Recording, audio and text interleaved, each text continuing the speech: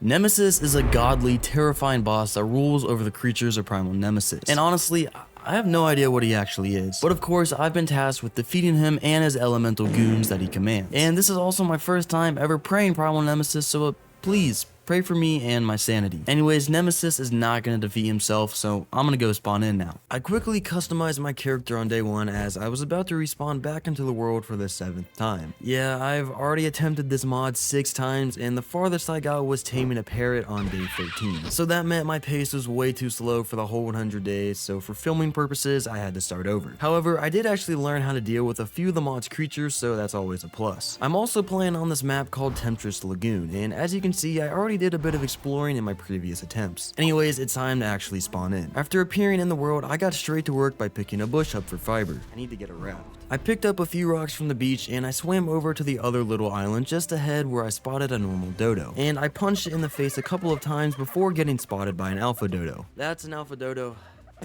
I tried to get away from it by jumping up to a small ledge, but it caught up to me, sending me straight back to the respawn screen. Almost. And spawning in for the second time, I got a rather warm welcome from a demonic queen bee. Alright, we're off to a great start. So now I spawned back in for the 3rd time, and thankfully I didn't get instantly obliterated, so I could gather up a few basic resources in peace and craft a pickaxe and unlock a few essential engrams. Oh, I low-key forgot to change one of the settings, and that's my harvest setting. I was currently on 2x harvest rate, but I decided to bump it up to 3 for this challenge, as getting alpha hide or just hide in general was an actual pain. Anywho, I loaded back in, and it's now time to get myself a hatchet, and for that I just needed a bit of flint, so I got to it. Alright, let's get some flint, and the Minecraft movie is coming out tomorrow. Flint and steel. Sorry. Anyways, I made the hatchet and I started chopping down a tree until an apex compy noticed me, so I legged it to the same ledge that I died at earlier. But this time I managed to get up it before getting clapped. Alright, I'm gonna keep it a $1.50 with you. We're gonna need some narco berries right now. I also unlocked a reusable spear, which I would need before the primal one, and I was only missing a few pieces of flint for it, so I started looking around for some. I did see a celestial and a demonic bee just ahead of me though on the other side of the island, but that didn't stop me from diving straight into the river and getting the few pieces of flint that I needed. Now with the reusable spear made, I could finally take down that vanilla dodo. Did you actually survive that? Alright, 2 whacks later the dodo finally died, and I got my first few pieces of hide, which I needed to make reusable bolas. Now I was just 1 level short of actually unlocking them, so I continued hunting for things. Something tells me I shouldn't go over there, but something does tell me I need to kill this pteranodon. Well, the PT might have gotten away, and while looking for something else to kill, I noticed the alpha dodo from before was onto me again. At first, I tried to kill it while swimming, but then I remembered I could break its ankles on land. Since the alpha dodos are actually so fast, you can do circles around them while chucking spears and kill them that way. Alright, who needs bolas? I'm literally him. So I invested that little bit of alpha hide that I got into some fresh drip in the form of alpha cloth shirt and pants. Now for the rest of the armor, I just went with regular cloth. And now that I was no longer running around naked, I could get back to leveling so I could unlock and craft a raft. Alright, I might just do the cooking pot strat. So that being said, I unlocked the engram and I got straight to farming while also looking around to see all the dangerous creatures around me. Celestial bee, it's another demonic bee. And I made a couple of cooking pots before the end of the day, putting me just up to level 14. On day 2, I farmed up the last cooking pot, putting me up to level 16, meaning I could finally unlock the raft, and not just any raft. I meant the Primal Extra Large raft. You see, getting the wood and fiber would be the easy part, but as for the hide, however, I actually had to go out and look for normal dinos to kill, which could get challenging really fast. Okay, we need to run around the Jesus bee. I did aggro the bee while sneaking by, but I chugged a few stem berries and bolted out of there before it could catch up. And while running, I spotted a parrot just ahead of me, and that was the first flyer that I was actually aiming to tame, as they didn't require a saddle to ride and they work like griffins. Anyways, I then jumped down into the river to swim across and continue the exploration on the other side of the island, but this giant yellow crab had other plans for me. Oh. That's just great. And just like that, I was back to square one. So I respawned just above where I died, but there was basically nothing I could do to get my stuff back, so I decided to jump back at the crab and accept my fate. Now, spawning back in for like the millionth time, I started regathering basic resources once again, as I didn't see me getting my stuff back anytime soon. I made a new pickaxe, a cloth hat to cover my noggin, and a hatchet, which I then used to farm up reusable spears once again, which came in handy just moments later. Now, with that little nuisance taken care of, I arrived back in my stuff, but problem was the giant yellow crab was still camping it. So for the time being, I continued exploring around the surrounding area. I also noticed I can make reusable bolos, so I started crafting those before spotting a couple of bulb dogs. Bulb dogs don't actually attack, so this is actually perfect. So I swam over to their little island, and on the other side, I spotted a vanilla parasaur, which would be the perfect starter tame for me. So I immediately unlocked the club and parasaur saddle engram, then boloed up the parasaur and knocked it out. And once it went to sleep, I also spotted a small group of dodos hanging out, so I took out the colossal one first and then clapped the regular ones. And I of course fed the sleeping parasaur and made a saddle for it before starting a fight with the alpha bulldog. Alright, we're gonna take this thing out. And while I was throwing spears in its face, the parasaur actually tamed, so I whistled that to attack the bulldog as well. But an apex one also put up on me, but it was still a bulldog, meaning it couldn't do much to me. Now once the alpha actually died, I harvested his corpse and left, since killing the apex one would take a solid minute. Alright, now that I had a parasaur, I could really start farming those narco berries for the primal spear. There were still a few easily killable targets on this island, so I started taking them out one by one. And I was making good progress on getting the raft made, but I just had to get a little more hide than the rest of the resources that were easily farmable. So I clapped up a couple of dodos and a compy before also remembering to name the parasaur. Wait, I haven't named the parasaur yet. I forgot. Perry. Now one dodo later, I had all the hide for the raft, and now I just had to gather wood and fiber. And while I was picking the fiber, I noticed a bionic spider just chilling on the rock beside me, so I quickly distanced myself. Anyhow, I then got all the stuff, so I finally crafted the raft and deployed it into the water and set sails toward the island in front of me. This island was great for starting out, as it was pretty secluded and had a bunch of vanilla creatures running around, and it also had metal and crystal. So after arriving, I crafted a thatch foundation and placed it down to mark my territory. I also unlocked a bunch of engrams and got straight to work on farming up a primal refining forge. Now we just need to take out some things here. I placed down the primal forge on day 3 and I grabbed just a little bit of metal from the nearby node to smelt for a smithy. Alright, that's all I really need. I then farmed the stone for it as well and grabbed the metal and the wood, then crafted the primal smithy. After looking into it, I realized I also needed a normal smithy to craft metal tools out, so I farmed a little bit of extra metal. And I also had to get hide again, so I'm sorry, little one. Unfortunately though, the lightstrike didn't give me enough hide, so this random parasaur also had to be sacrificed in the name of progress. Now with the normal smithy made and placed, I crafted a metal pickaxe, which I also used to get even more metal. Now we have to farm up all this stuff, and pretty much my goal is to get a new crossbow and tame some dodos. While getting metal, I might have scared an equus that was just observing me, but when I started hitting it, it didn't even try to run away. Really? You're not even... Okay. Guess I'll actually kill you. Anywho, I farmed up a bit more metal, then ran over to get some crystal as well, as I could finally now make a spyglass. Now back at my little outpost, I packed up a pteranodon and crafted the awesome spyglass and the U+ binoculars. These binoculars actually work basically the same way as the spyglass, but I actually had to hold them and look at things to show their stats. So I decided to just leave that in the smithy for now. Alright, it's time to make some crop plots. Primal Nemesis works on a very similar system as Primal Fear for Ark Survival Evolved, meaning I had to start growing crops for kibble ASAP. In Primal Fear, you have to make your way through the different tiers of dinosaurs, starting from vanilla all the way up to demonic and celestial. And in Primal Nemesis, it's basically the same, but with a few twists such as bionic and godly creatures. Anyways, I also upgraded my hatchet to metal before getting back to work on the crop plots. And after crafting those, I also made another foundation to expand on my little camp, and I placed down the crop plots. That is slightly uneven, and you know what? I don't care. Okay, that one's gonna have rock hair, and the bottom one is gonna have... Anyway, the bottom one is gonna have narco berries. And I also had to get some fertilizer, but for now, feces would work just fine. So I grabbed some off the ground and waited for more to fill up the top crop plot as well. Awesome, so now we have this set. I think it's about time we just tame some dodos. We're gonna need alpha dodos and more normal ones. But before venturing out to certain doom, I made myself some cloth plants and a shirt to stay fresh. I also remembered to make a bed, but not just any bed. A primal bed which has no respawn cooldown. The only downside though was that I needed 20 alpha hide to actually craft it. I think I actually have 20 alpha hide, which is perfect. Oh, and if you're wondering why I'm killing the dinos on this island instead of taming them, it's because they spawn untamable. Anyhow, I looked into the primal smithy and I had exactly 20 alpha hide left, so I used that to make the bed. Now that I have my little base operation set up here, I think it's time for a well-deserved break. Let me just reach into my back pocket here. Man, this thing is light. This is my Red Magic 10 Air. I use it whenever art gets a little too boring or I just need a break. No, Perry, you can't play on my phone, it's mine. My Red Magic 10 Air is just like all the other Red Magic phones, sleek, powerful, and downright sexy, but it's lighter.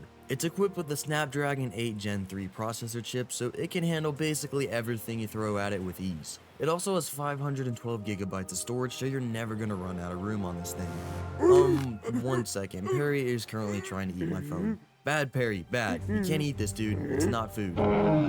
Besides the stellar 120Hz screen, the Red Magic 10 Air also looks amazing. I know I've already said that, but seriously, I can't get over it. And it also looks a lot better than my sad excuse for a base over there. Alright, now I'm not gonna be selfish and gatekeep this beast of a phone. I've got a link at the very top of this video's description where you can pick up one of these puppies for yourself. You won't regret getting this pocket-sized battle machine, and it also supports me in the process. So click the link in the description or pinned comment and check out the Red Magic 10 Air today. Alright, I've got to get back to trying not to die or be randomly exploded now. Alright, that's my base of operations. Now we go back. You can stay on passive parry, there's nothing bad here. It's just a herbivore island with no tameable creatures for some reason. Anyways, I made it back to the mainland where I spotted an apex parrot flying above me. I would probably want to get one of those at some point, but for now, I needed dodos. There were a few around this area, however, but they were all male, and I had a volcanic one on standby, so I definitely couldn't tame them. So I docked my raft on an island just next to it. I don't even want to ask what's going on over here. Alpha Dodo, perfect, might have to kill it though. Or that was the plan at least until an Alpha Pygmy Dodo pulled up on me. I tried my best to juke it out, but it was just too fast and one-tapped me. Dude, that's so annoying. So after respawning, I immediately aggroed the other Alpha Dodo, and after swimming across, I also brought over an Alpha Crab. However, those were the least of my concerns though, because when I actually got back to my stuff, the Pygmy Dodo found me once again and sent me straight back to the lobby. What?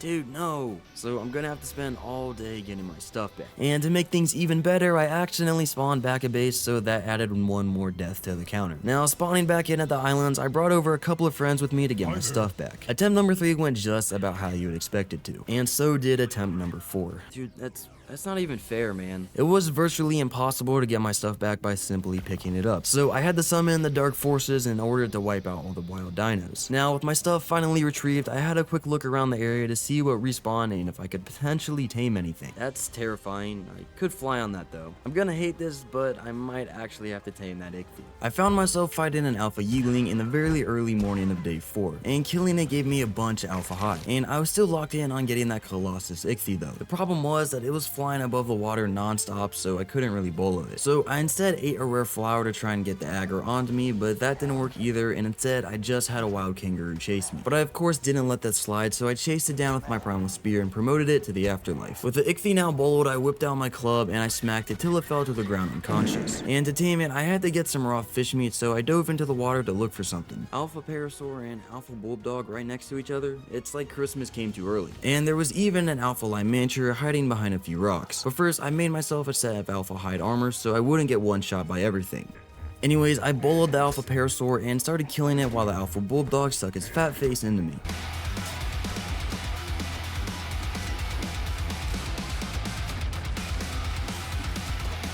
And they didn't give me as much as the Alpha Hide as I was hoping for. And the Ichthy I was taming was now being guarded by a volcanic dodo. I tried to snipe it with bolas, but I ended up hitting a vanilla trike instead, so I gotta deal with that now. Oh my god, I hit the trike. I actually got the trike down to a fraction of its health by circling it and throwing spears at it, but it got away in the end. So I wanted to get a little bit closer to deal with that volcanic dodo as well. But little did I know that the chaos was just about to unfold right in front of me. I started chucking spears at the dodo while underwater to avoid getting insta-killed.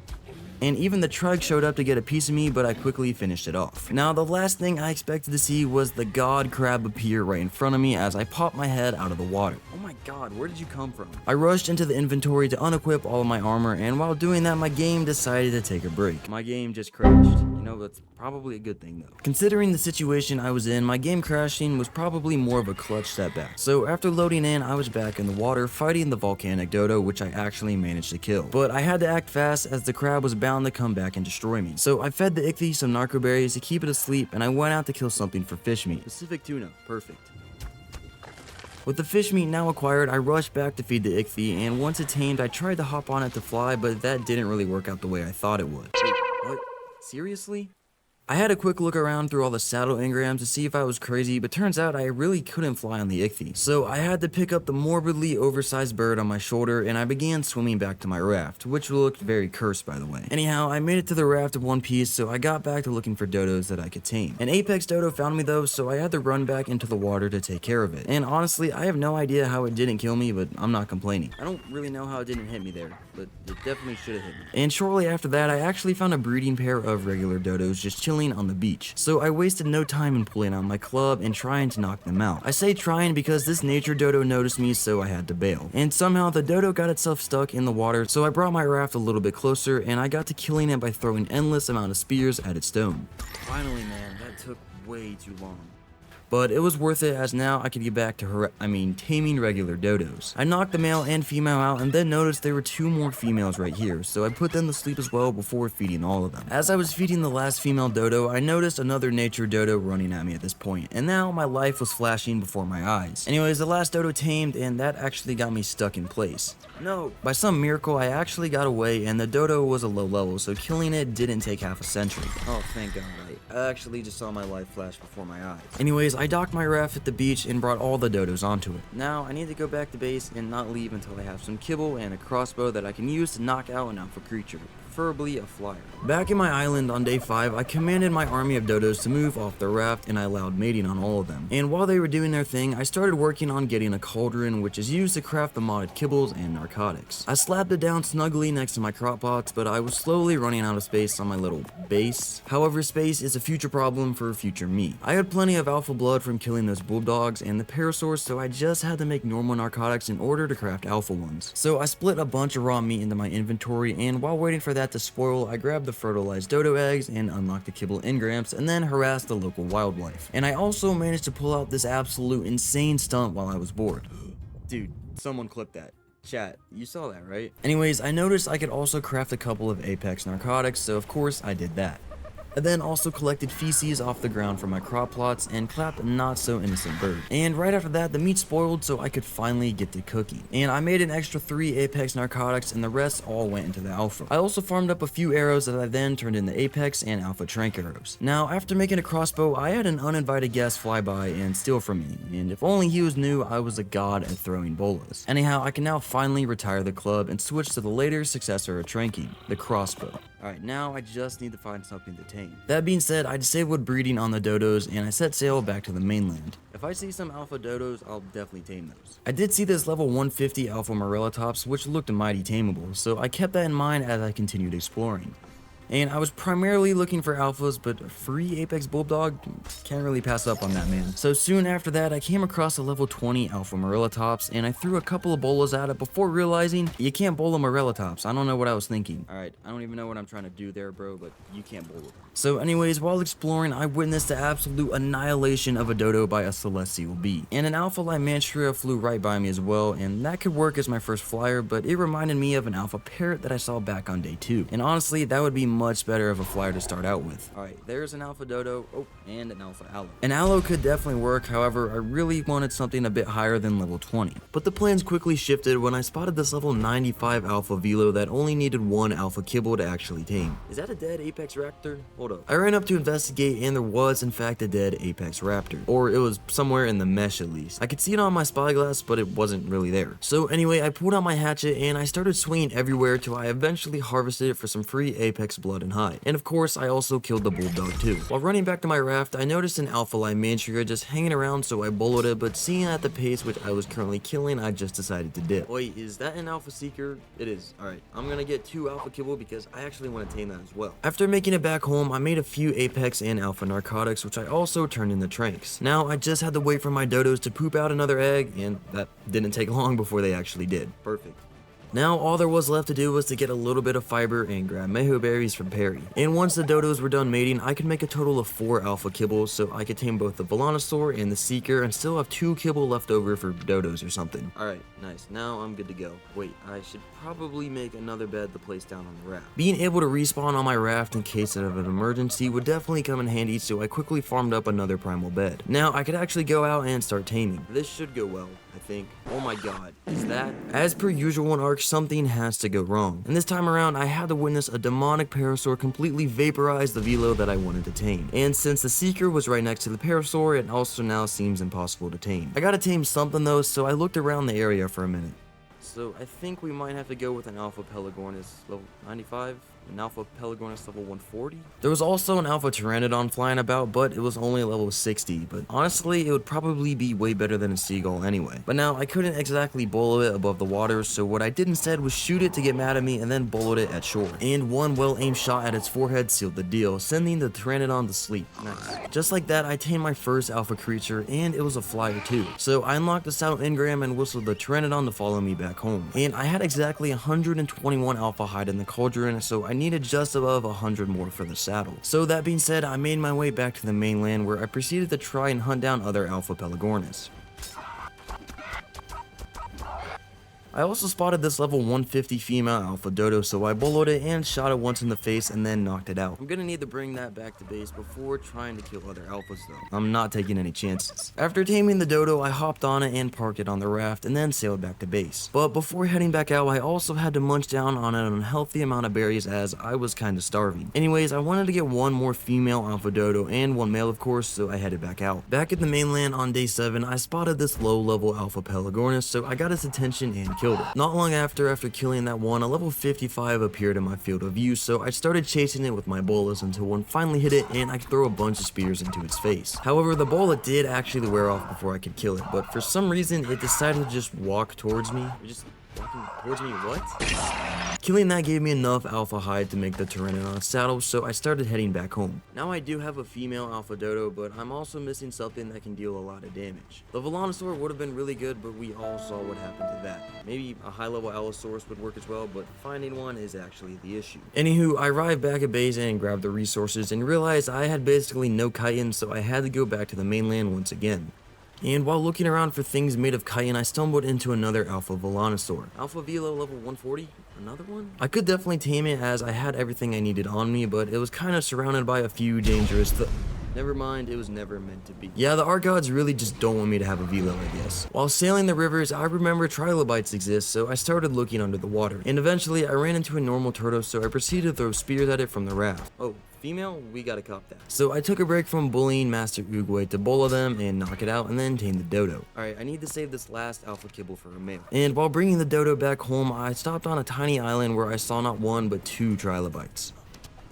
Luckily, killing one gave me more than enough chitin, so I ran back to the boat and swam home. After picking a bit of fiber off the ground, I could finally craft the saddle, meaning I can unlock flight on just day 7. And honestly, that's way better pacing than previously, that's for sure. Alright, I got an Alpha Pteranodon, perfect, so now we can use this to get an Alpha Dodo. And while flying around the mainland, I saw a bunch of scary things like this Storm Rex, or a volcanic deathworm. But none of those beat the absolute nightmare of a Colossus Alpha Pego. Oh my god. While flying around on day 8, I actually ran into one of those upcoming bosses. Storm Colossus Youngling? Oh my god, that's gotta be one of the final bosses. That's absolutely terrifying. On a side note, I ran into a level 150 Alpha Allosaurus fighting a group of Apex Morellatops, and I watched as it mopped the floor with him. So I quickly slapped a marker down on my map and began making my way back towards base while also grabbing some free Alpha and Apex blood in the form of bulldogs. Looking at the Alpha Allo saddle engram, I was still a few levels short, but luckily I knew exactly how to level up pretty quickly. I stopped by to kill a few other things as well, like a Parasaur, Alpha Master Oogway, and a Lymantier that flew straight into a Celestial Bee and got annihilated. Well, so I parked my PT back at the crib and ran to the back of my little island where a 4x Explorer note was waiting for me. There's something here I've kind of just been leaving behind.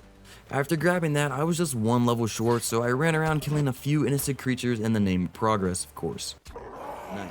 I needed a couple of extra kibble to actually tame the allo though, so I enabled mating on my dodos once again, and in the meantime I farmed up a campfire to cook up some more meat. A little overdue but done nonetheless. Now that I was cooking raw meat, I had to get some more kibbles, so I whipped out my bolas and put an end to this unfortunate Ichthy's life. So now I'm kinda just waiting for more eggs. Oh, sweet, okay, I'm not waiting for anything now. So I made the last kibble before going back out there, and I also had to stock up on arrows as the allo had around 50,000 torpor. Alright, that should be enough. So I headed back to the marker where I found the allo, but it wasn't fighting anything, so I perched up on a rock. loaded up my crossbow, and shot at it a few times before finally hitting it with one arrow. I then quickly swapped over to the apex tranks and waited for the perfect opportunity to dome the aloe. Alright, we got the hit. But after seeing just how little torpor that I inflicted, I began slowly losing hope. I shot at it a few more times till I ran out of apex tranks, and even all of those filled up only a fraction of its torpor. Yeah, this might be a lost cause. I shot it with 2 more alpha tranks just to see if those were effective enough, but after some quick arithmetics, I knew I definitely did not have enough to knock it out. Alright, I think I should just call it for now and wait until I get better tranks. I did, however, level up quite a few times since I last checked my engram page, and there's a bunch of new stuff I could unlock, such as flak, trank darts, and a long neck rifle. So for the time being, I flew back home to look into making stronger trank darts. So I need brass. And for brass, I need zinc. Well, what do I need to craft zinc? Alright, I need obsidian and metal. Now, to make brass, I first had to cook up zinc, which was made of metal, obsidian, and spark powder, meaning there was a bit of mandatory farming ahead of me. I found a few metal rocks on day 9, so I got to work on mining those up. But I still had no luck in finding a good spot for farming obsidian. But I did, however, run into an overwhelmingly bright loot drop that almost burned my retinas and crashed my game. Oh my god, what is that? The loot boss. Thankfully, I didn't come too close to it, as just a second later, the entire area got nuked by a bionic Rex. Well, that Ceratow is definitely not there anymore. Anyway, the search for obsidian continued while also avoiding creatures so powerful they were making my computer fans work overtime. My PC is turning into a jet engine right now. I then spotted a Colossus aloe that actually looked a bit goofy. That looks so stupid. Is that a baby? Okay, it's a baby Colossus aloe. That's why it looks stupid. And a few minutes of mindless flying around later, I decided to do a bunch of research, as in look up the resource spawn map. And once I pinpointed the location, I mined up a few metal nodes around me and then took off. Oh, there it is. Okay, got a bit. Okay, I'm gonna take all of it. And just as I mined up all the nodes and started flying back home, I looked up to see that there was now a meteor shower happening over the mainland. Anyways, I threw all the resources in the forge and began farming spark powder as well from the nearby rocks. I then lit up the forge and began cooking the zinc and the brass while this rude guest invited himself onto my stuff. What are you doing? I also wanted to craft a long neck, so I smacked up a tree a few times for wood. And while waiting for the metal to smelt, I looked into making those apex trank darts. And since I had 3 pieces of brass, I could only make 3 darts, so I needed 6 apex narcotics and a handful of rifle bullets. Rifle, okay, we're just missing a bit. I do have to go out and kill some, I don't really appreciate interruptions, and especially not by ichthyes, so I boloed it on the first try, of course. And then obviously I put it to sleep permanently. Anyways, what I was trying to say was I gotta kill some things for raw meat to cook, but then I realized that I already had some cooked meat in the campfire, so I grabbed that and filled up my stomach. My dodos also popped out a few eggs for me, so I can make even more alpha kibble, after taking out another ichthy, that is. Alright, 5 in total is pretty good, but I can still make more. Yeah, alright, 6 alpha kibble should be more than enough for now at least, so I hopped on the back of my Pteranodon and returned back to the mainland to look for a male alpha dodo. And I was also planning on moving bases soon, however, I wanted to get the alpha dodo before that. And I probably need to tame a Dodic as well so I could farm up the base. And while looking for the dodos, I of course didn't pass up on any free apex blood. Yeah, we're just gonna have to farm up some apex blood while looking for the dodos. I did spawn an apex dodo just as day 10 rolled around, however, I got assaulted by pygmy apex dilo out of nowhere. And I actually was somehow able to bowl it while it spit acid in my face, saving me from getting one tap. Oh my god, dude, that was the clutch of the century. I couldn't actually really kill the dilo as the frost crab pulled up on me, so I cut my losses and dipped. Instead, I took out my anger on a random apex parrot I found flying above the ocean. And after harvesting its corpse, I only got raw meat and regular hides. So I concluded that alpha creatures couldn't harvest apex ones. Okay, so alpha creatures cannot harvest apex ones. That makes sense. But other alpha creatures were still on the hit list, so this low level seeker had to go. But karma, however, was sneaking up on me, as right after that I flew straight into the frost crab that nearly ended my whole career. Oh, I did not see that. That could have been really bad. What I did see though was an apex Lymantria just chilling on the ground, so I boloed it and got to munching on it. I only got it down to about half of its health before it started flying away, but I needed this apex blood, so I chased it down. I also managed to kill an apex seeker and get its corpse, so I felt confident in going back to base and making those tranks. And this is still a decent amount of blood for right now at least. And back at base, I started spoiling more meat and crafting narcotics. Now with all the blood I got, I could make 12 apex narcotics. So I made the 3 apex darts that I could, but now the issue was brass. I could get more, but I just don't know where to get the obsidian. I also remembered to craft the long neck rifle before heading out to get the obsidian again, as it was basically the only resource holding me back from making more darts right now. And a solid minute of searching later, I actually ran into a few nodes, but the problem was they were being guarded by some not so friendly looking dinosaurs. Okay, there is a lot here. I couldn't just leave it here though after finding it, so I took the risk and mined up all of it while the Earth Bronto swung its tail right by me, and I just narrowly avoided getting hit. Alright, I have a feeling, and this gut feeling, I shouldn't go for the last obsidian node. Now with obsidian successfully acquired, I flew back home to cook more zinc and brass. Alright, 3 more, perfect, we just have the right amount. So I made the extra 3 darts by the end of day 10. On day 11, I loaded up a new mod that I certainly needed for the challenge, being the Dino Depot mod, and I unlocked all the new engrams and crafted a few dino balls as well as the digitizer, which can be used to basically cryo up your tames at a range. Now lastly, I made the depot terminal to actually store the dinos in. Alright, now I can cryo my things pretty easily. Nice. Anyways, now I'm ready to go out and tame that level 150 aloe, so I hopped on the back of my Pteranodon and flew over to it. But there was a not so small issue waiting for me near the aloe though, and that was a Hydra Rex that also noticed me lurking around. So I stayed in the air for a bit until the Rex finally walked off. Then while the aloe was distracted, I flew down, landing behind it, and I shot it a few times with both the trank arrows and the one dart. Okay, I hit it, but it's still not going to be enough to knock it out. Really? At this point, I had to just give up on the aloe. It had just too much torpor for me to knock it out, so I returned back to the small islands to look for something else to tame, or kill.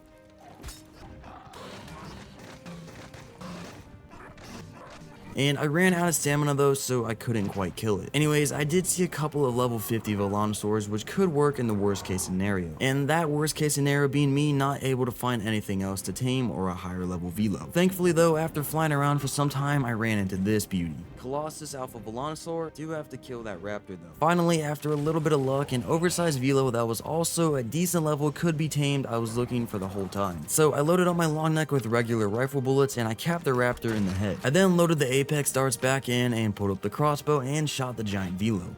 I had to be very careful not to get beamed by those, so I hid behind a rock and peeked around for just a second to shoot it.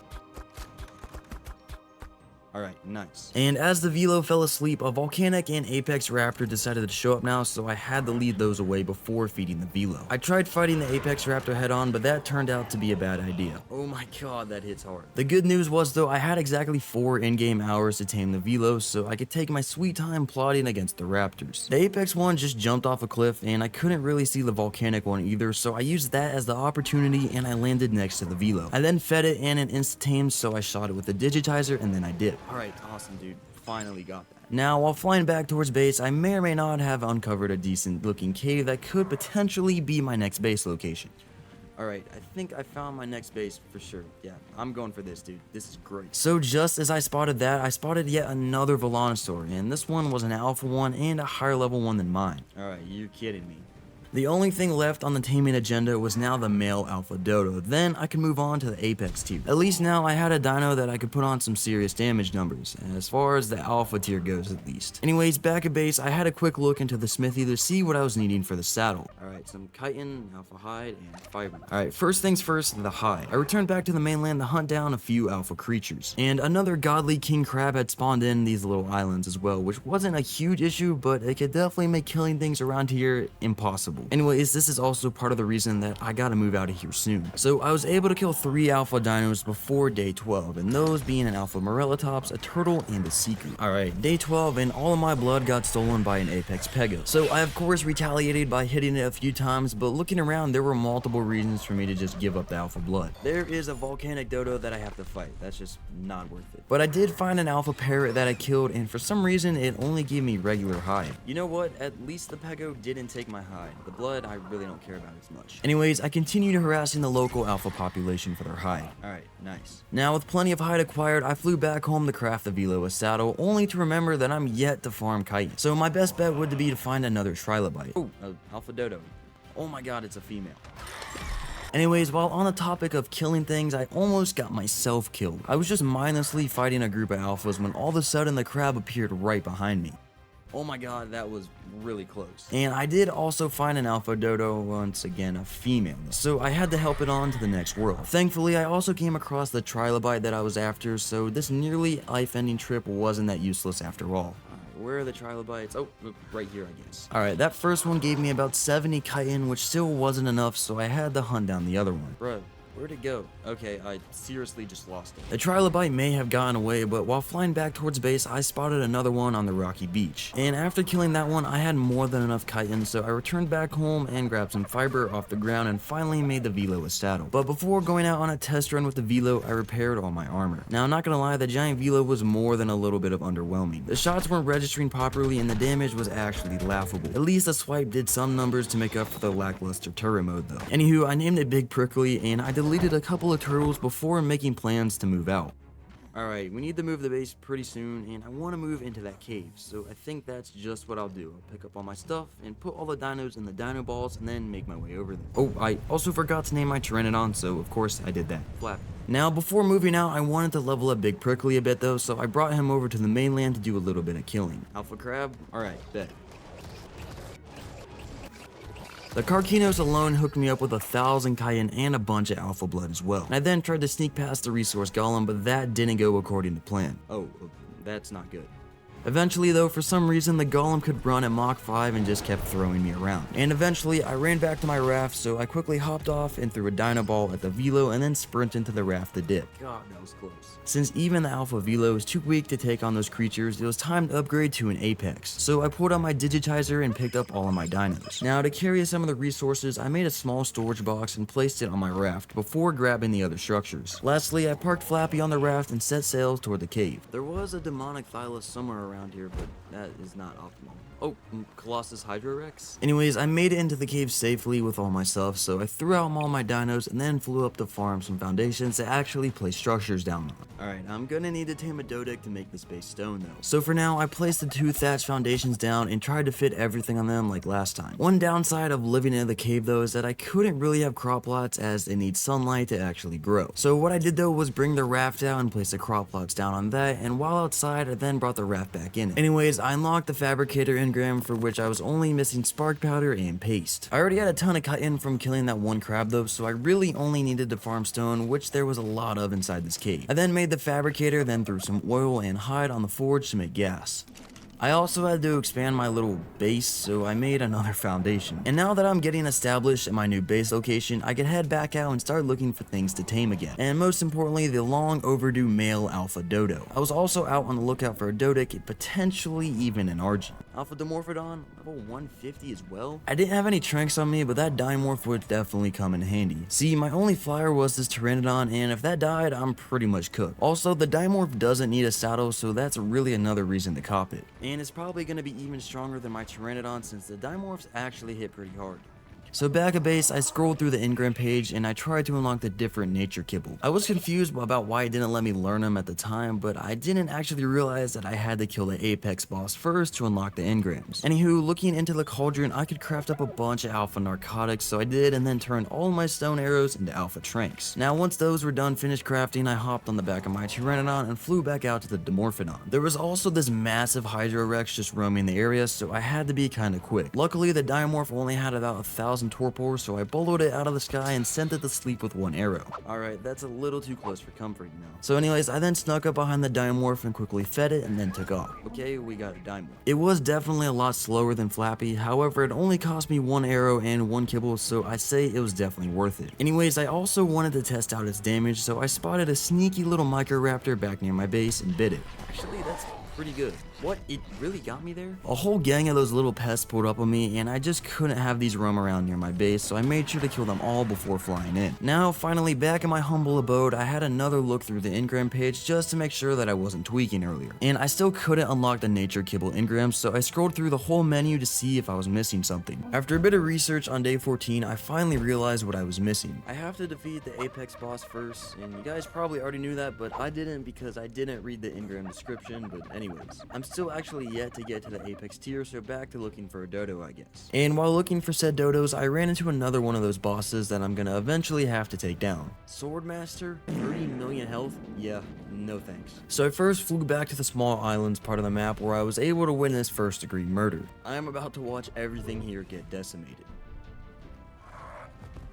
It was becoming pretty clear that finding an alpha dodo that was also male would take at least 5 centuries, so I decided to do another dino wipe. And once things started spawning back in, I almost immediately noticed an alpha dodo, however, it was a female as usual. I also killed any other dodos as they took up the spawns of the male alphas, including the babies. There is an apex dodo here though, that's something I'm definitely gonna need to tame. But there are now more regular dodos roaming around the beaches than ever before.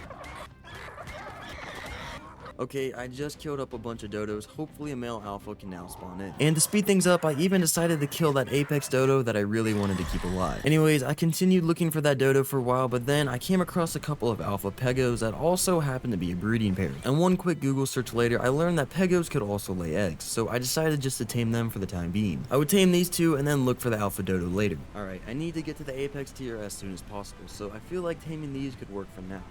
And they were both just a single bola and a couple of trunks away from being mine, so I got them both knocked out. Oh, it's past the tame. I forgot, usually all alpha creatures are knockout tames. Well, there isn't much I can do about that, so I decided to just kill them both after such an L. Anyhow, after killing an alpha glowtail, I had to look through my cosmetics, and I also had this Tuso chibi that I equipped and named accordingly.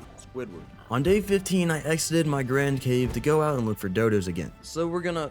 Oh my god. Alright, let's get that out of render distance. Oh yeah, and on the way back, I found this alpha egg, and I already have one. But besides that, I also spotted a second one just chilling on the ground while I was looking for dodos. Oh my god, is that another alpha egg? Oh my, dude, this is actually huge. This meant I could now already make one apex kibble. But fortunately, soon enough, I wouldn't be limited to just one kibble as I finally found the male alpha dodo that I was looking for. Alright, that's definitely alpha dodo. Yes, it's a male. So I aggroed the dodo away from danger, then bullet it and knocked it out. Let's go. I flew back home to deploy the dodo and then start the breeding process. And in the meantime, I crafted another crop plot and placed it down on the raft. Now to irrigate them, I wanted to use water jars, so I returned back to craft one of those up as soon as possible.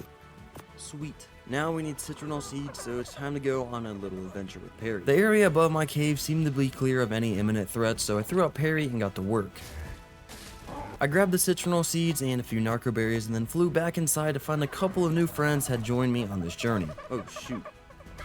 Anyways, I threw Perry back out and collected feces as fertilizer for the crop plots and then distributed them. Alright, I should be good. It's already growing, but I want to get a shovel because it says I can get more with it. So with that made, I ran back down to the raft and tilled the dirt in the crop plots. And I also forgot to keep these rock carrot seeds, so the other crop plot was empty for now. Alright, Perry, I'm gonna need to take you out once again, my man. Alright, now I'm good. Now, with the second crop plot seeded as well, I could look into making other ingredients for apex kibble, and those were the mayho berries and raw prime meat. So I looked into my velo thinking it had some. Maybe not. The raw carrots grew pretty quickly now though, so I just had to worry about the raw prime meat. But instead of going out to kill something that could potentially snap me out of existence, I decided to hatch one of the new dodo eggs and sacrifice the baby in the name of progress. Alright, that got me plenty. Day 16 began with me sacrificing a few more dodos for the greater good. Now, with mayho berries being the last ingredient I was missing, I grabbed Perry once again and flew up above the cave to farm. Now back at the crib, I cooked up my first apex kibble, and I just had to wait for another couple of alpha eggs now to make the second one. But for some reason, fertilizers weren't good enough to make it anymore. Do these not count? Why did fertilized eggs count for these things, but now they don't for you guys? Alright, I'm confused. Since I couldn't use fertilized eggs anymore, I threw 2 dodo eggs out the hatch in the hopes of getting more females. But clearly not everyone was a fan of my plan. Oh my god, dude, that scared the crap out of me. Anyhow, the dodos hatched and one of them came out as a male, so I executed him. Kindly, of course. Now, for some reason, I decided to imprint the female dodo, cause why not? And one thing that would definitely come in handy later on is an oviraptor now that I couldn't use fertilized eggs. So that being said, I hopped on the back of Flappy and headed out to look for one. There were a bunch of them back at the island, so I started out with those, however they weren't tameable. And during my search, I came across some free apex hide in the form of a jerboa. I also saw something that would probably be really fun to fight. Demonic rock elemental? Oh my god. There also was this level 95 apex rex, not too far from base, but it had over 150,000 torpor, and there was just no way for me to be able to knock that out with my current equipment. But then there were these allos, and one of them was a level 135 alpha with 45,000 torpor. It wasn't an apex creature, but it could definitely be decent at killing things nonetheless. So after flying back to base, I pulled up the spawn map again and checked to see where the oviraptors would be found. And I also made some elemental narcotics and unlocked the tranks for it. I then enabled breeding on the dodos once again to get more eggs, and in the meantime I left to go gather a few berries for one of the females as she was starving. Now when the eggs popped, I kinda just threw them into the cauldron because there wasn't much I could do with them right now. I woke up to an alpha parrot flying into my cave on day 17. Now I'm usually not a big fan of uninvited guests on my property, however I couldn't pass up on a free level 140 alpha parrot. So I managed to land a shot on the parrot, but I was too distracted by the random Gallimimus swimming into the cave. So I dealt with that before continuing to trank out the parrot. And since it had a turning radius of a semi-truck, it was pretty easy to run around and pelt it with tranks. Now once it started torpor running, it flew straight out of the cave, which was not ideal, but I hopped on the back of Flappy and chased it down. Now 2 alpha kibble later, it woke up and was forever loyal to me. Alright, we now have a flyer, but it doesn't make any sound. Anyways, I sorted out my stuff for a little bit before heading right back out to look for an Oviraptor once again. And this time on the newly tamed parrot that can also glide, so that's pretty cool. And even cooler is how fast I actually managed to find an Oviraptor. Oh, dude, there's one literally right there. So in pure excitement, I pulled out my crossbow and immediately shot my parrot instead of the Oviraptor. Now actually, once I finally hit the Oviraptor, I knocked it out and fed it the eggs I was carrying on me. I then waited around for a little bit until it ate it for the first time, and then realized the eggs I fed it probably wouldn't be enough to fully tame it, so I headed back home to grab more. Now by the time I started flying back, it was already losing taming effectiveness, so I rushed down to it and fed it the eggs. Alright, please tell me you eat alpha eggs, thank God. It's still not enough though. So by the time I got home once again, it was losing taming progress again, so I just had to wait for enough alpha eggs to be produced before going back to feed it. Alright, what am I gonna name you? Rico. I also named the Ichthyornis after a little while, and very fittingly. I then grabbed the normal dodo eggs as I was just waiting for the alpha dodos to be ready to mate again, so for the time being I headed back out to look around and see if I could find a lower level Oviraptor. Oh, that's an Oviraptor level 55? Alright, that is better than the 95. So I waited to regain my stamina, as this time I didn't want to just knock it out immediately. Instead, I could carry it back to base and have it go to sleep there. Alright, now to just get this thing back. Once I arrived at the crib, I let the Oviraptor run around for about 5 seconds before inevitably sending it to sleep. I then stuffed all my eggs into its inventory and enabled mating on my dodos once again, just in case it wasn't enough. Alright, now we just wait. The Oviraptor tamed on the morning of day 18, and I quickly farmed up a few rocks around the base to encumber it, and I enabled wandering on it so hopefully it sped up the process. I then threw 3 extra alpha eggs I had left to hatch, as more female dodos just meant more unfertilized eggs, hopefully. And one of the dodos came out as a colossus, but unfortunately it was also a male. Now, while those grew up, I headed outside to do something. Honestly, I don't even know why I left the cave, but I'm so glad I did because I found a dead Bionic Rex along with a Celestial Ceratoad just next to the entrance. Is that? Oh my god, dude, they're both dead. After collecting the freest Celestial blood of my life, I returned back to base to see if I can make a few Celestial narcotics. And I also witnessed my Oviraptor committing treason. Are you eating the eggs? Dude, is he eating the eggs? Hold up. So I gave it some raw meat so it wouldn't eat the eggs, and now it was collecting them properly. And that also reminded me to feed my dinos. Alright dude, I should probably get a feeding trough. So I flew out to collect all the resources for one. I was basically just waiting for alpha eggs now, as that was really the only thing holding me back from the apex tier. And I was seriously debating increasing the egg laying interval, but for the time being I hopped on Big Prickly and parked it on the raft, and then ventured out to cause havoc. One issue with the Colossus Velo was the fact that I destroyed every resource when I walked by. Alright, I'm clearing trees around myself. Dude, if I just saw this like running through the forest, I really don't even know what you could do. Anyhow, I kept on killing things that got in my way and primarily focusing on apex creatures for the blood, as I need a lot of tranks. Alright, I'm kind of just stocking up on apex blood though. I should already have an apex creature and I really want to tame that Rex, but for now I will need a ton of tranks. Alright, apex raptor, should I leave it alive? I guess not. So I healed up the Velo a bit before continuing my killing spree, and I also nearly killed something that I really didn't want to. Oh, dude, there's a Doet. Alright, I cannot kill that. Really did not see that dude. So while mindlessly slapping random creatures around the general area, I may or may not have aggroed the wrong thing. Oh, no. Big Prickly, lock it. Okay, lock it. No. Unfortunately, Big Prickly succumbed to the bleed damage, and I soon followed as well. A tragic way to end day 18. And of course, just to rub some salt in the wound, the Oviraptor had exactly 0 unfertilized alpha eggs in it. On day 19, I hopped on the back of Flappy to go out and recover my stuff. And the Storm Terror Bird was also still around, so I waited for it to get distracted on something before swooping in and grabbing my bag. And I also tried to look for the saddle as well, but it was just really hard to see anything, so I gave up on it, and after returning back home, I repaired my armor and the crossbow. I was also running a bit low on metal, so I hopped on the back of Flappy to go out and farm some real quick. But I got rudely interrupted by a flying Colossus terror bird. What the? Oh my god. Alright, that'd be a really good tame though. Maybe I can knock that out right now. So I flew up to check on the other terror birds as they were absolutely swarming in this area.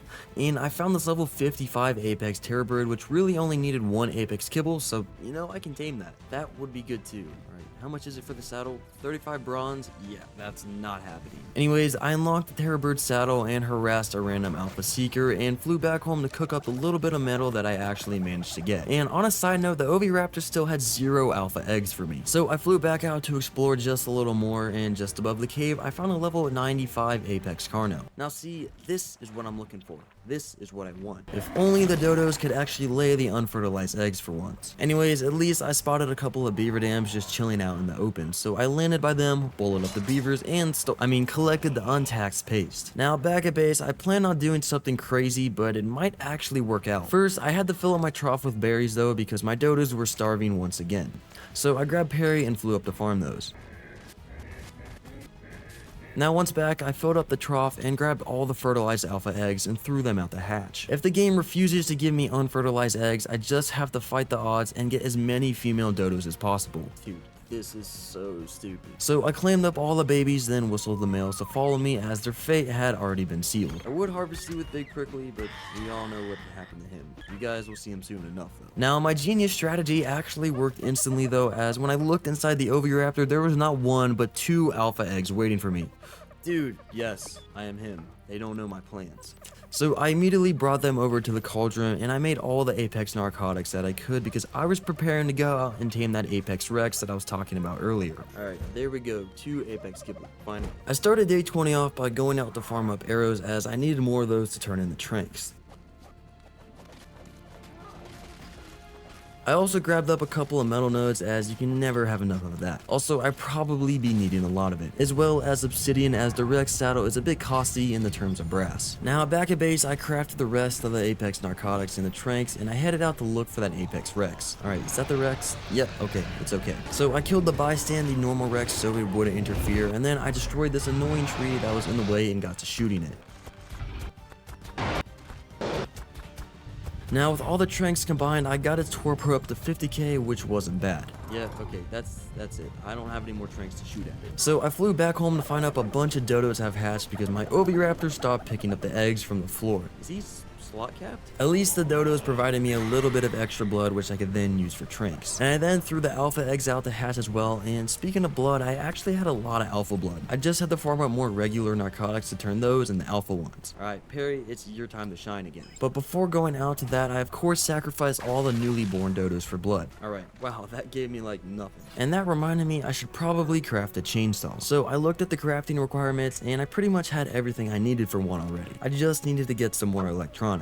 And I knew where I could farm silica pearls as well, but I first wanted to return back to what I was originally doing, farming narcotics of course. So back at base, I threw out all the freshly gathered narco berries into the cauldron, and I cooked up a bunch of narcotics, which I also turned into alpha ones, and of course, trank arrows. Now, while waiting for things to finish crafting, I headed out to collect up those silica pearls.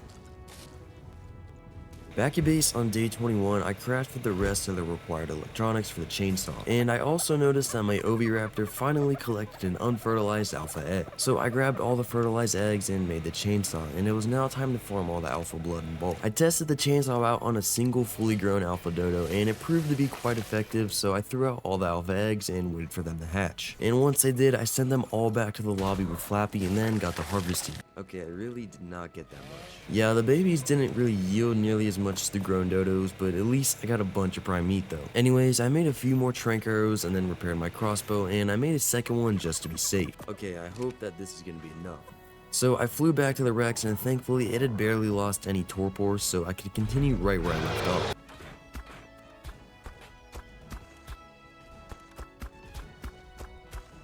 But while I was pelleting the Rex with tranks, a storm raptor appeared right in front of me, which was really bad news. Oh.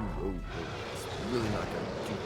Do not fight that. The raptor aggroed onto the Rex and it started dishing out massive damage numbers, but thankfully the Rex woke up in time and killed the little rascal. Oh, thank God, dude.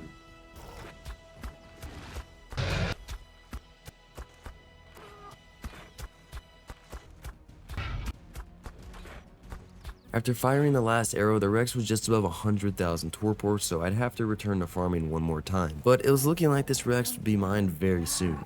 So I returned back home to swap out my Pteranodon for Rico, and I headed back out to farm blood. I tried the bowl of that Colossus Apex Terror Bird that was near my base, but that didn't work out so well, so I threw hands with an Alpha Pteranodon instead. Alright, never mind, this is a bad idea. And while gliding back home, I got dismounted by the water, which kinda put me and Rico in a pickle. Somehow, I got the Terror Bird to drown though while it was trying to bite me, so I got a bit of Apex blood for free. And Rico actually survived too, so I hopped back on, or tried at least. Oh my God, dude, I'm losing my mind. So that was definitely unfortunate. Now there's a Swordmaster in front of my base now, which is also one of the upcoming bosses by the way. And after respawning, I could see what type of damage numbers he was actually pushing. Oh my God. Okay, I got my stuff back, and we also have this jump charm, and I'm not really sure where I got this though. Anywho, I had to get back to the blood grind, so I hopped on the back of Flappy and I ventured out to do a little bit of killing. And once again, I nearly got myself killed while fighting a Colossus Alpha Pteranodon. And as I killed its body, flew straight into an aloe's mouth, so I didn't even get the blood that I almost died for. That's just my luck, I guess. After healing up my Pteranodon back to full health, I continued hunting weak Alpha and Apex creatures into day 22. Alright, I think we have enough now. I killed one more Alpha Pelagornis before going back home. Alright, there's the Rex, 102,000, that barely lost anything. So back at the crib, I made a few more narcotics and spoiled the meat, then hatched Alpha Dodos and made the tranks. I did, however, run out of regular arrows though, so I had to farm up a few of those as well. And once everything was crafted, I hopped on back of Flappy and flew back out to finally finish taming that Rex.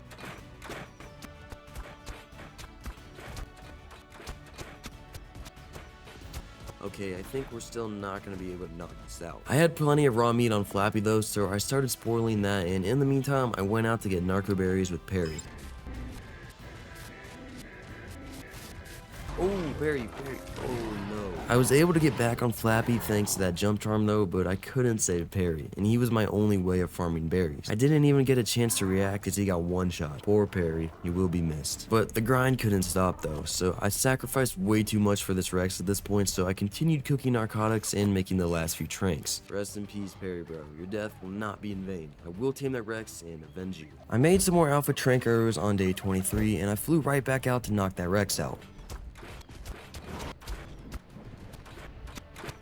Even after hitting most of the tranks again, I was just 4,000 torpor off of getting it knocked out. Yeah, I don't think it's gonna knock out. I need one more. So I returned back home and grabbed all the alpha eggs that my Oviraptor had collected, and then threw them out, and they hatched, and I killed all the babies. But those only gave me enough blood for 3 more tranks, so I flew out to kill something alpha real quick. And thankfully, there was an alpha Lymantria and a featherlight just outside the cave, so I packed both of them up, and that gave me the last bit of alpha blood that I would need. So with that, I made 5 more tranks and flew back out to the Rex. Okay, come on, let's go knock this thing out.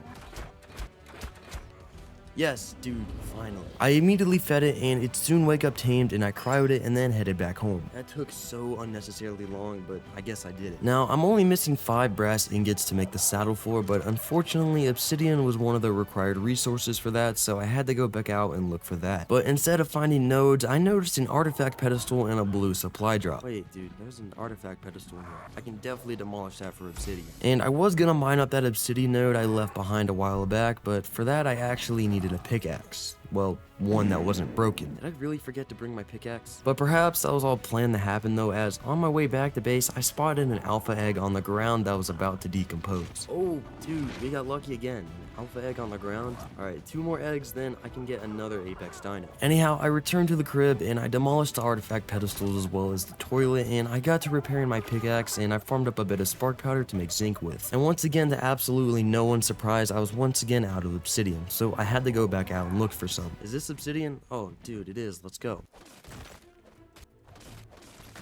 So I got a decent amount of obsidian from those nodes and then flew back home. And once back, I was greeted with an unfertilized alpha egg in the Oviraptor's inventory, which is always welcome. Now, as for the rest of the eggs, I threw them out to hatch as usual, but after coming back to them, there was only 1 baby dodo. What? Dude, really? Where did the rest of them go? Did they get picked up? Oh, Yeah, that makes sense. So I threw them out farther away from the Oviraptor this time, and once they all hatched, I committed unspeakable acts of violence against them. Now the only thing I need to farm is metal, and there was plenty of that outside my cave before I destroyed it with the Volanosaur. I flew back out to the starting area beaches, and I mined up a few river rocks for metal. And back at base, I cooked up the last brass ingot and then made the Rex saddle. Now before taking it out on a test run, I wanted to level it up a bit, and there also was this explorer note in the cave that I haven't picked up yet. Alright, let's go grab this explorer note that I've been saving. I got quite a few levels from the note alone, and after killing all these dodos, I had about 5 more to put in the melee. And now, it was time to go out and see how strong this Rex actually is. So I brought it out into the wild to really see what it could do. Volcanic Raptor? Alright, I'm gonna take that out. Now, while rummaging through the wildlife, I noticed another vanilla Dodic, and I only had a couple of alpha and normal tranks, but I crossed my fingers and I tried to get it knocked out. If I had one more arrow, just one more, I'll be back for it though. Since I lost Perry, getting narcotics is also painfully slow, so I definitely need to tame another berry gatherer. But for now, I continued on killing things for blood. And I was actually able to farm up quite a bit of Apex and Alpha Blood, as this Rex is actually really good at killing things, and it also harvests at a pretty good rate. I grabbed the last few narcotics I had at base, and I turned them into Apex Trank Arrows on day 25. I then headed out to look for a berry gatherer of some kind. Oh, an Alpha Parasaur? Alright, I'll look around a bit more. Maybe I can find an Alpha Trike or something. And not even a minute later, I actually hovered my crosshair on an Alpha Trike. Alpha Trike? Wait, where? Oh, is it over here? Oh, dude, it's a level 135? That's not very often. Yeah, since this thing needed 3 alpha kibble to tame as opposed to just 1 for the Parasaur, I decided to fly back and tame that instead. Yeah, those guys are gonna be a problem. Alright, you need to follow me. I led the Parasaur away a bit and then shot it with a couple of tranks, sending it to sleep. Now, the saddle was also dirt cheap considering the amount of alpha hide that I already had, so I returned back to base. Alright, I need some fiber and wood. I have the fiber, but I'm all out of wood. Now, with plenty of wood farmed in mere seconds, I returned back to craft the saddle, and I slapped it on and then named the Parasaur. Alright, Alpha Perry. I think I jumped up and literally trick-shotted Alpha Perry into a dino ball though, so I could go out and do a fat berry farming run. I then grabbed all the narco berries and a stack of mejo berries and rice seeds and then returned back to base. Oh, dude, 3 alpha eggs? No way. Alright, the game is actually working now. I made up a ton of Apex and Alpha narcotics, and now that I had a bunch of alpha eggs, I could really step up my taming game. However, I first wanted to secure the Dodic, as it is day 25, and my base is currently made up of 3 thatch foundations. Yeah, I can't even call this a base. So I hopped on the back of Flappy, and I flew right out to go get that Dodic. Okay, I'm relieved that we're actually getting alpha eggs now, but alright, there's one over there. I mean, it would be a shame not to get it. Anywho, I arrived at the Dodic, but it was still in the middle of a fight. No, dude, it's doing something stupid. Thankfully, that Ceratosaurus was normal, so I could take it on with Flappy and save the Dodic. Alright, nice. I don't think I needed that last shot. Oh my god, you're chill though, right? Alright, it's just a chill guy. Oh, dude, no it's not. While that thing lost its aggro, I flew back home to grab the berries. What I didn't expect though is to find yet another alpha egg just chilling on a rock for me to grab. It's almost as if the game is trying to make up for the massive lack of eggs earlier on. Anyways, I grabbed my Rex as well as the mejo berries and then flew back. And as soon as I arrived, the Yeeling started attacking the Dodic. And I quickly threw the Rex out to kill it, but I couldn't actually catch it in time and it killed my Dodic. Oh my god, dude, it just killed my Dodic. And I already have some major smoke with these things back in the aberration video, so having them foil my plans here just again boiled my blood. Anyway, before going back home, I went on another rampage with the Rex.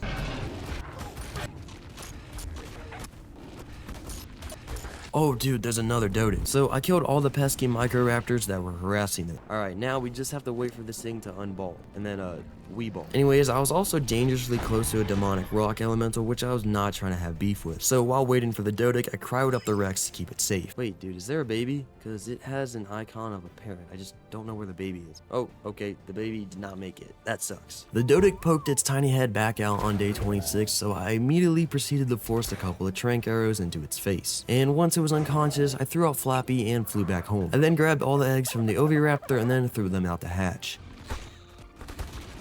And the Rex only got 1 level from that, but I did get a bunch of prime meat that spoils really quick. And I will always be in need of spoiled meat for narcotics, of course. Anywho, I flew back out to feed the Dodic. And while waiting for it to wake up, I looked around to see all the dangerous creatures that basically surrounded me. And as the Dodic tamed, I landed next to it to cryo it, but that very quickly turned out to be a mistake. Oh my god, dude, I'm cooked. It's just...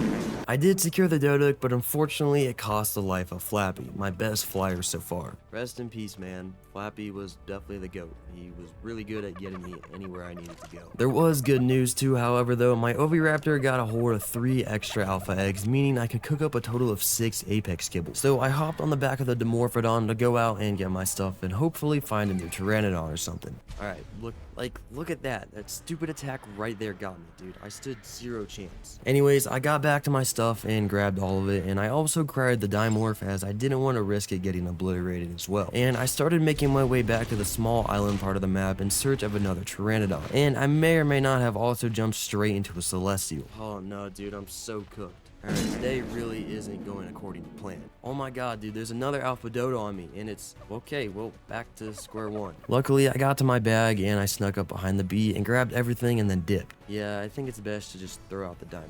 I flew back home to throw out the Dodic in the safety of my base. I then repaired my armor and grabbed 3 of my Apex Kibble just in case I ran into an Apex PT. But I was mainly going out to look for an Alpha one, so I cooked up some Alpha Kibble and crafted a saddle so I could use that straight away. I couldn't recover Flappy's saddle, and I really don't want to fly back on the Dimorph. So after exiting the cave on a painfully slow Dimorph, I spotted a level 25 Alpha Pteranodon, which I was about to tame if I also didn't see a 55. Wait, what was that? Level 55? Alright, we're gonna go for that instead. Neither of them were great, but definitely better than this Dimorph. There was, however, nothing that could have prepared me for the amount of tomfoolery that was about to go down though. I first tried to get the PT's attention with my Apex Trank arrows, so I missed 3 of those in a row. And once I actually switched to the stone arrows, I hit it first try. Alright, now of course I hit it first try. Even better was the bolo I threw, sending the PT straight into the water. I can probably knock it out and tame it though before it lands. So I loaded up the Apex Tranks again and observe as I hit every shot that I have left.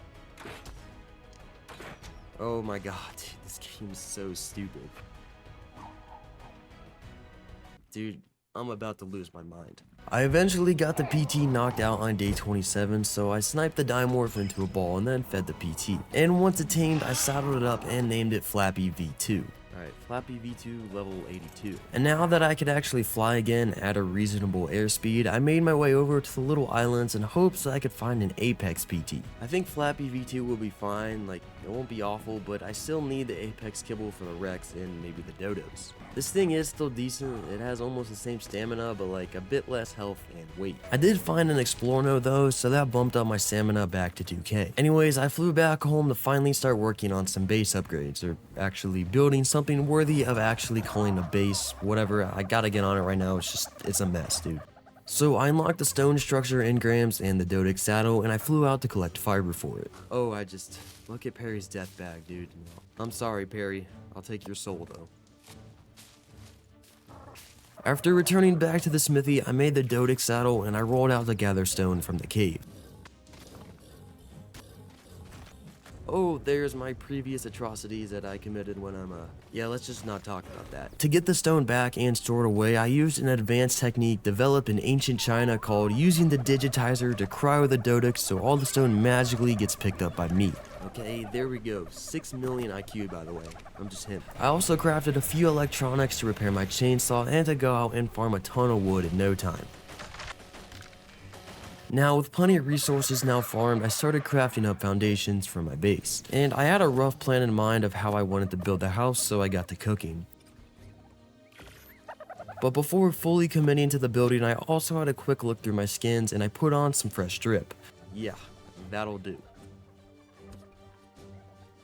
Alright, it's gonna start coming together very soon. Trust me, let me cook. I did, however, run out of thatch though, so I had to pause the cooking for a second to go out and gather some.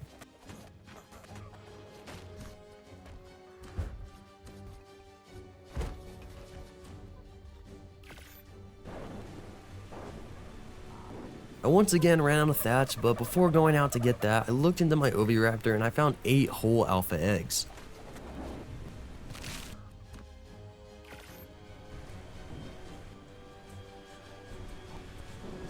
Alright, we're still gonna need to farm some thatch for the sloped roof. Alright, it's coming together now, and it'll look good once I get the roof on. And I was going to farm thatch in peace until a couple of hooligans pulled up on me. You're just a normal raptor, so you can head out and— Oh, that was smart. Ouch. That alpha dimorph clearly didn't learn from the raptor's mistake of bothering me though, so I had to retaliate. Anyways, back to farming the thatch, I dropped a couple of trees before returning back home to continue building. And lastly, I had to handpick a bunch of fiber to craft all the sloped and triangle thatch ceilings of the roof. Alright, Apex PT right outside my base only needs one kibble. Maybe I'll tame that once the base is done.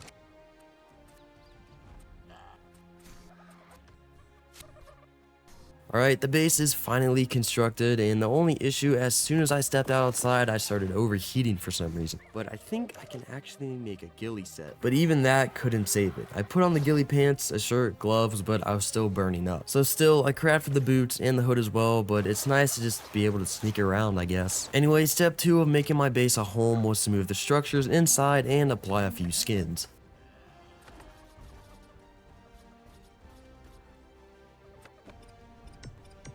I finished transferring all the items into the new house in the morning of day 29. Alright, let's put the dino terminal over here, and I didn't know you could change its type. Alright, we'll have a radio for sure. Notice how I actually messed up the hatch from here? Alright, let's fix that real quick.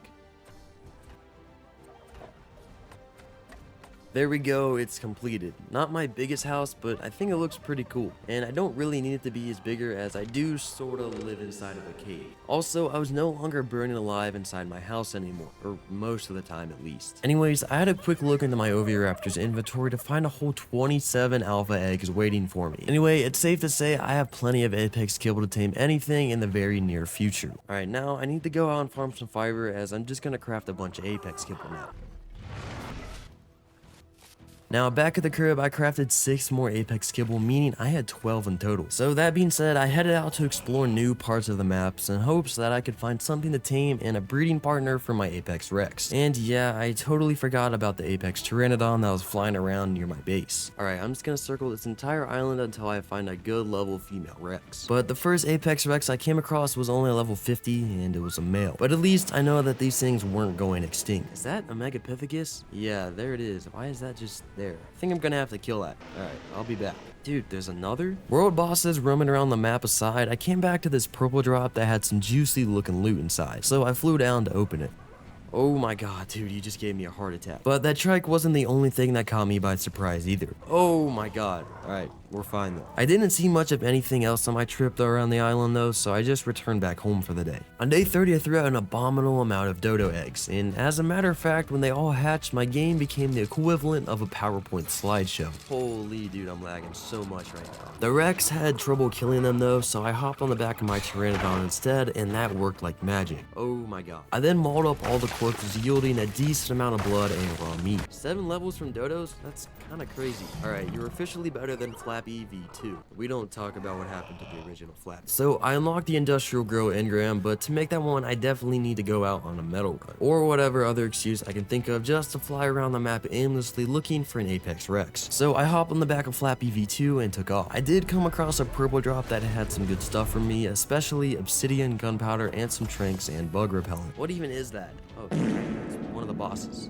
The good news was that I found obsidian. Bad news, it was awfully close to the Hydro Colossus. So I came up to this pretty good looking part of the map with a lake and a small island though, and I just couldn't help myself from doing a little bit of parkour. Alright dude, that's sick. Alright, I know I shouldn't be doing this right now, but I want to try this. While trying whatever this is, I discovered that this little lake was in fact not so little. What? I ignored what looked to be a bottomless pit of water and continued jumping around the rocks back to my PT. Anyways, that was very productive, and we found out that there's a little sinkhole leading to the core of the earth here. Anyways, I finished another loop around the map without finding a good Rex to tame, so I flew back inside my cave. And that also reminded me that I actually forgot to get metal. So I looked through the engram page and unlocked the brass tools, which have a slightly higher harvesting rate. And after that, I got back on my PT and headed out to farm said metal. I arrived at the purple obelisk on day 31. Yes, the obelisk is in fact purple. Don't ask me why, it just is. So back at base, I threw out all the freshly farmed minerals into the forge and I looked through the different ingots that I can make. Bronze is super cheap. What? But I need apex blood. Okay, how much do I have? Alright, I have like none. But I do have 12 kibble. I also had a ton of alpha and apex narcotics, so I turned those into trank arrows. And since bronze is so much easier to farm than brass, I unlocked a bronze flag set before going out to hopefully tame something apex. Wait, I didn't check the boss summoners. And I had a quick look through them and they were also relatively cheap to craft. That's pretty cheap. Okay, I need to kill the apex boss for each elemental boss. Oh my god. Obviously the goal is to try to make it to this guy, final early game boss. Yeah, right. Well, that is definitely a future problem for future me, so back to what I was originally gonna do, and that is taming the apex pteranodon right outside of my base. Alright, I'm gonna make sure there's no sword masters that would sneak up on me like last time. And I didn't see anything that would decimate me in the immediate vicinity, so I loaded up my regular tranks, and after a couple of missed shots, I finally got the pteranodon's attention. Okay, that should knock it out. Nice. It also only requested 1 kibble to tame, very humble indeed. So I named it Apex Flappy and then brought it back home. I grabbed some wood and threw that into the forge and I started cooking the metal that I farmed. Now looking at the industrial grill again, I had just enough crystal and oil to craft it, but I also had to go out and get more. Anywho, I repaired my broken crossbow that's been sitting in the smithy and I also unlocked the Apex PT saddle engram. I already had all the resources for one, so I crafted it and then slapped it on the back of Apex Flappy with absolute style as well. Oh my god, dude, did you see that sick play? So now I went out on a little test flight with Apex Flappy, and I noticed it basically had double the stats of Flappy V2. Apex Mantis for free? And free was also the pace that I stole right in front of the Hydro Beaver. A bold but risky move that I pulled off. That's how you die if you mess that up. Another way to die is to have overpowered creatures you cannot take down with your current dino spawns right in front of your cave. Oh, dude, that's really not good. Okay, surely it won't come in here, right? Alright, I don't really know what I'm supposed to do. Volcanic boss kibble? It's a boss too, dude? Oh my god. So I chose to ignore that for now and focus on progressing instead. I grabbed my trusty Rex and I went out on a little killing run as I needed a ton of apex blood for those bronze ingots. As a quick side note, killing rock elementals is highly profitable in terms of resources. Wow, dude, those give a lot. Okay, I did not know that. Those are definitely going to be targets from now on. And by the end of the day, I managed to pull over 1,000 apex blood as well as a bunch of resources from the rock elementals. After sorting some stuff out on day 32, I fired up my fabricator and then made the industrial grill. Alright, I need a generator grill. And to make one of those, I needed 10 electronics. 9? Dude, what a troll. I placed the grill down and leaves before heading out to go pick up some silica pearls. Now back at base, I made the last electronic and the generator to power up my humble abode. I then threw some oil and hide into the forge for gas and the apex blood for bronze ingots. And now that the base was powered, I ran around collecting raw meat from my tames to throw on the grill. Gonna hatch every egg in here, I think. I also wanted to make a fridge, but I ran out of metal. So I grabbed the bronze and made a pickaxe as well as a flag set. Alright, now I have armor, I'm still overheating, and I look like C3PO. I am C3PO. Anyhow, I looked into making the healing potions as those would be crucial for the upcoming Apex boss battle. I think the plan for right now is to go out on a little metal run and then continue looking for a female Apex Rex again. So I returned back to the purple obelisk and got to work. Now back at base, I grabbed most of the resources for a cooking pot as I had to start cooking up medical brews sooner rather than later. And it was also today that I discovered that there are a couple of free crystal nodes in my cave. Oh dude, there's just some free crystal and metal right here. I was only here for flint though, so I smacked up one of the rocks a couple of times and made the cooking pot and then placed it in my house. Now just before the day came to an end, I flew back up above the cave to farm berries with Perry. On day 33, I cooked up a bunch of narcotics for the medical brews, and I also crafted water skins for the cooking pot and filled them with water and then got to making the brews. Oh my god. And as usual, I made a ton of random dyes because the cooking pot loves to have autocraft enabled. I need to make like 25 to 30 potions for the boss fights, so I'm mostly gonna do that today. So I collected all the poop from my dinos and fertilized my crop plots. And I also crafted a bronze sickle as I still didn't have a proper way to farm fiber. Oh, you get 2 potions per craft? That's really good. Now, before challenging the next Apex Troll, I wanted to look around for the Alpha Rex. But if I couldn't find one in like the next couple of days, I'd probably just take it on with what I have. Before doing all that though, I still had some chores to attend to, such as hatching dodos. The sickle also turned out to be more than just a fiber farming tool. And speaking of farming, I would soon need to expand on my crop production. I plan on just stacking crop plots on the raft to speed things up. Anyway, might as well take the essences, you know, and I will need them for element kibble. Okay, I think I might go after the hydro first. I'm gonna need saber root and volcanic blood. Okay, I think I have some. I do. Now, by this point, I also had enough of just sitting in base all day, so I hopped on Apex Flappy and headed out to look for that Apex Rex for like the millionth time, dude. Let's be real. Anyway, I was also looking at Apex dodos of both genders for unfertilized egg production. After a few minutes of not finding anything on day 34, I headed back home, and on my way I opened up a yellow drop. And inside I found a Deinonychus saddle, which I'll probably never use, let's be honest. Anyways, I returned back to the Gribbington, and it was really dark inside, so I looked into the smithy to craft a few frontier lamps. And I also unlocked a few decorative saloon structures. We need a bunch of saloon stuff. Alright, now that I have some decent lighting in here, I don't have to gamma up every time I'm in my house. That looks pretty neat. As for the downstairs, I moved the cooking pot out of the way and made a couch and placed that at the back wall. This is gonna be my vault, and then I'm gonna have my cooker right here and a fridge next to it. Yeah, dude, this looks really cozy. What do you guys think? I honestly kind of think I cooked here.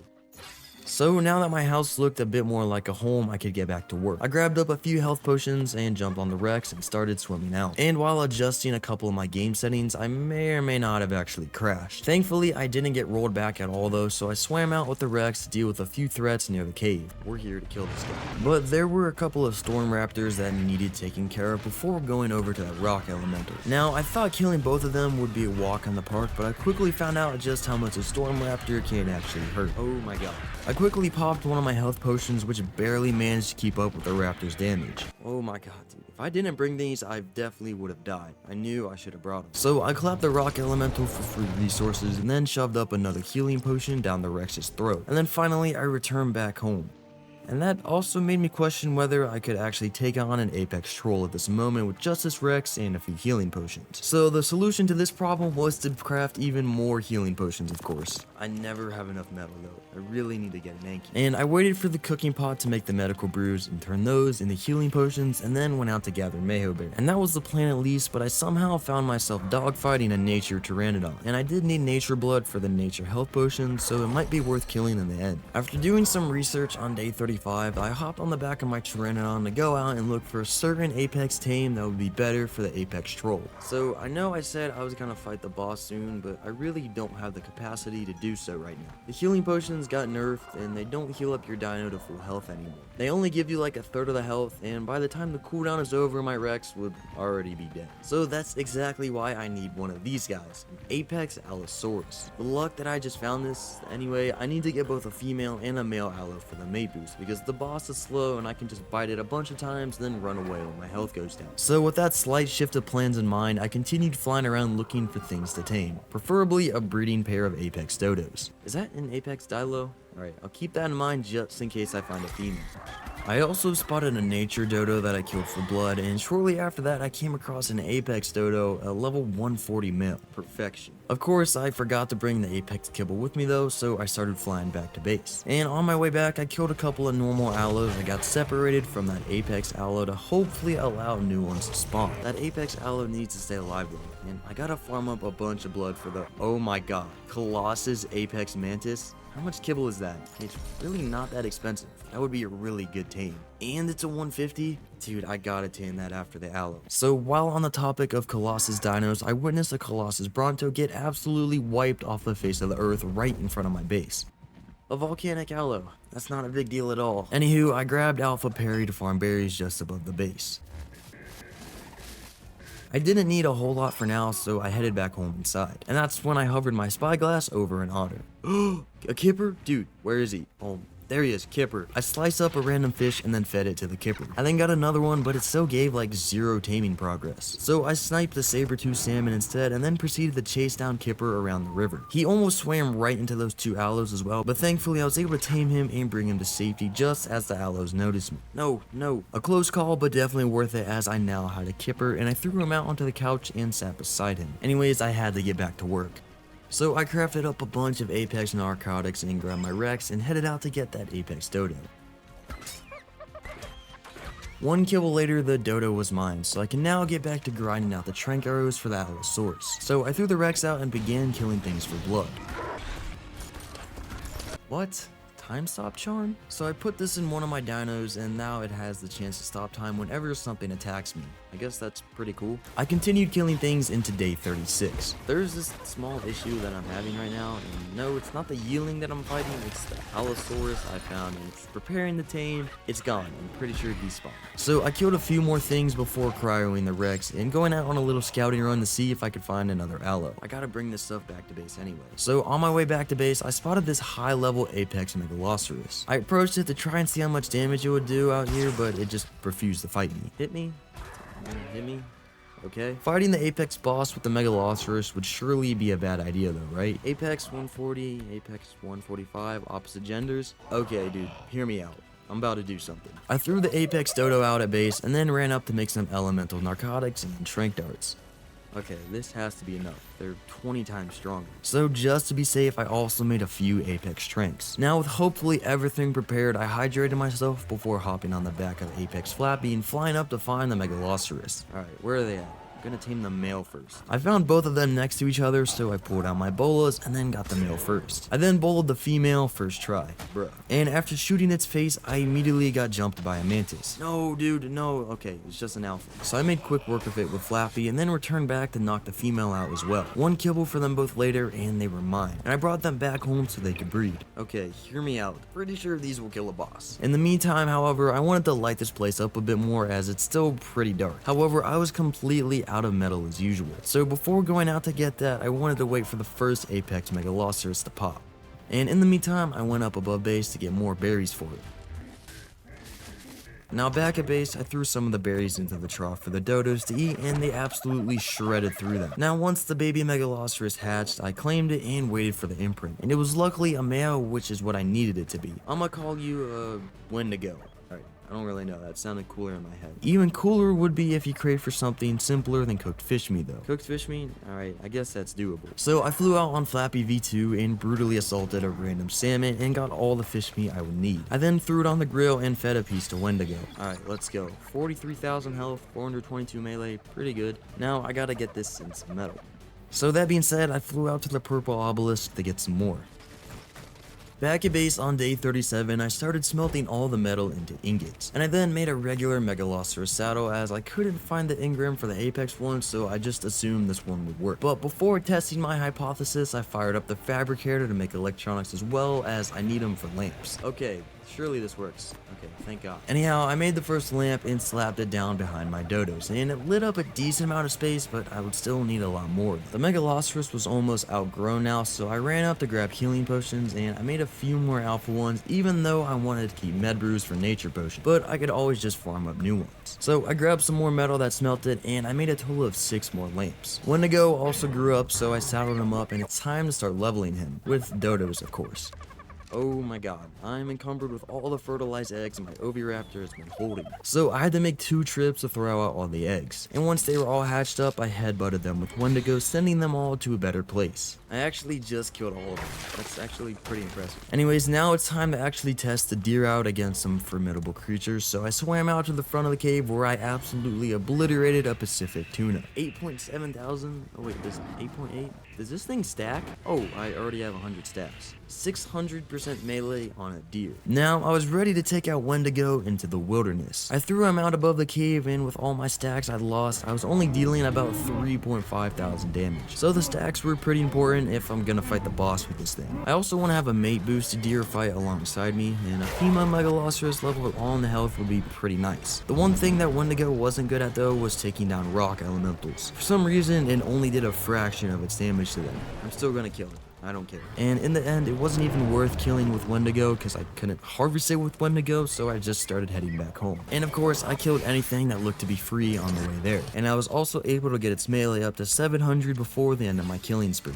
700 melee on the dot. I started off day 38 by crafting even more medical brews. The plan was to just bring so many healing potions with me that Wendigo would basically never be able to die. Anytime I'd get low, I'd just jump away from the boss and then heal. Now, I need to do something else as well. I gotta move out of here. I've gotta find like an island or something, but not the one that I started out at. I could go back there, but I feel like I'm still in the reach of some dangerous creatures. But again, I'm also not a fan of that. But again, I'm also not a fan of this opening here. I feel like something's gonna come in one day and just wipe me back to square one. I really will hate moving all this, but I want to wait until like day 50. So before moving out of here, I wanted to make sure I have some more powerful tames that I can rely on. So I made a few nature healing potions before grabbing up Perry and taking him out the farm again. Back at the crib, I made one more nature potion and then a bunch of alpha ones. Okay, this should definitely be enough. I planned on taking on the boss on day 40. I just needed more dodo eggs to be produced and a female megaloceros with mate boost. So for the time being, I headed out on Flappy to look for where my new base spot would be. Whoa, oh my god. A 50 armor megaloceros shadowed out of a random yellow drop is really clutch. Anyways, I flew back to the small island to see if any of them would be viable. This island is still too close. I landed on the starting island and it still wasn't too close for danger, but I just really didn't know what I could do with it. Instead, I wanted to go out and explore a bit more of the map. I'm literally flying across the entire map and I'm gonna find an island, and I don't like that one. So you get to watch me silently fly until I find a nice new island home.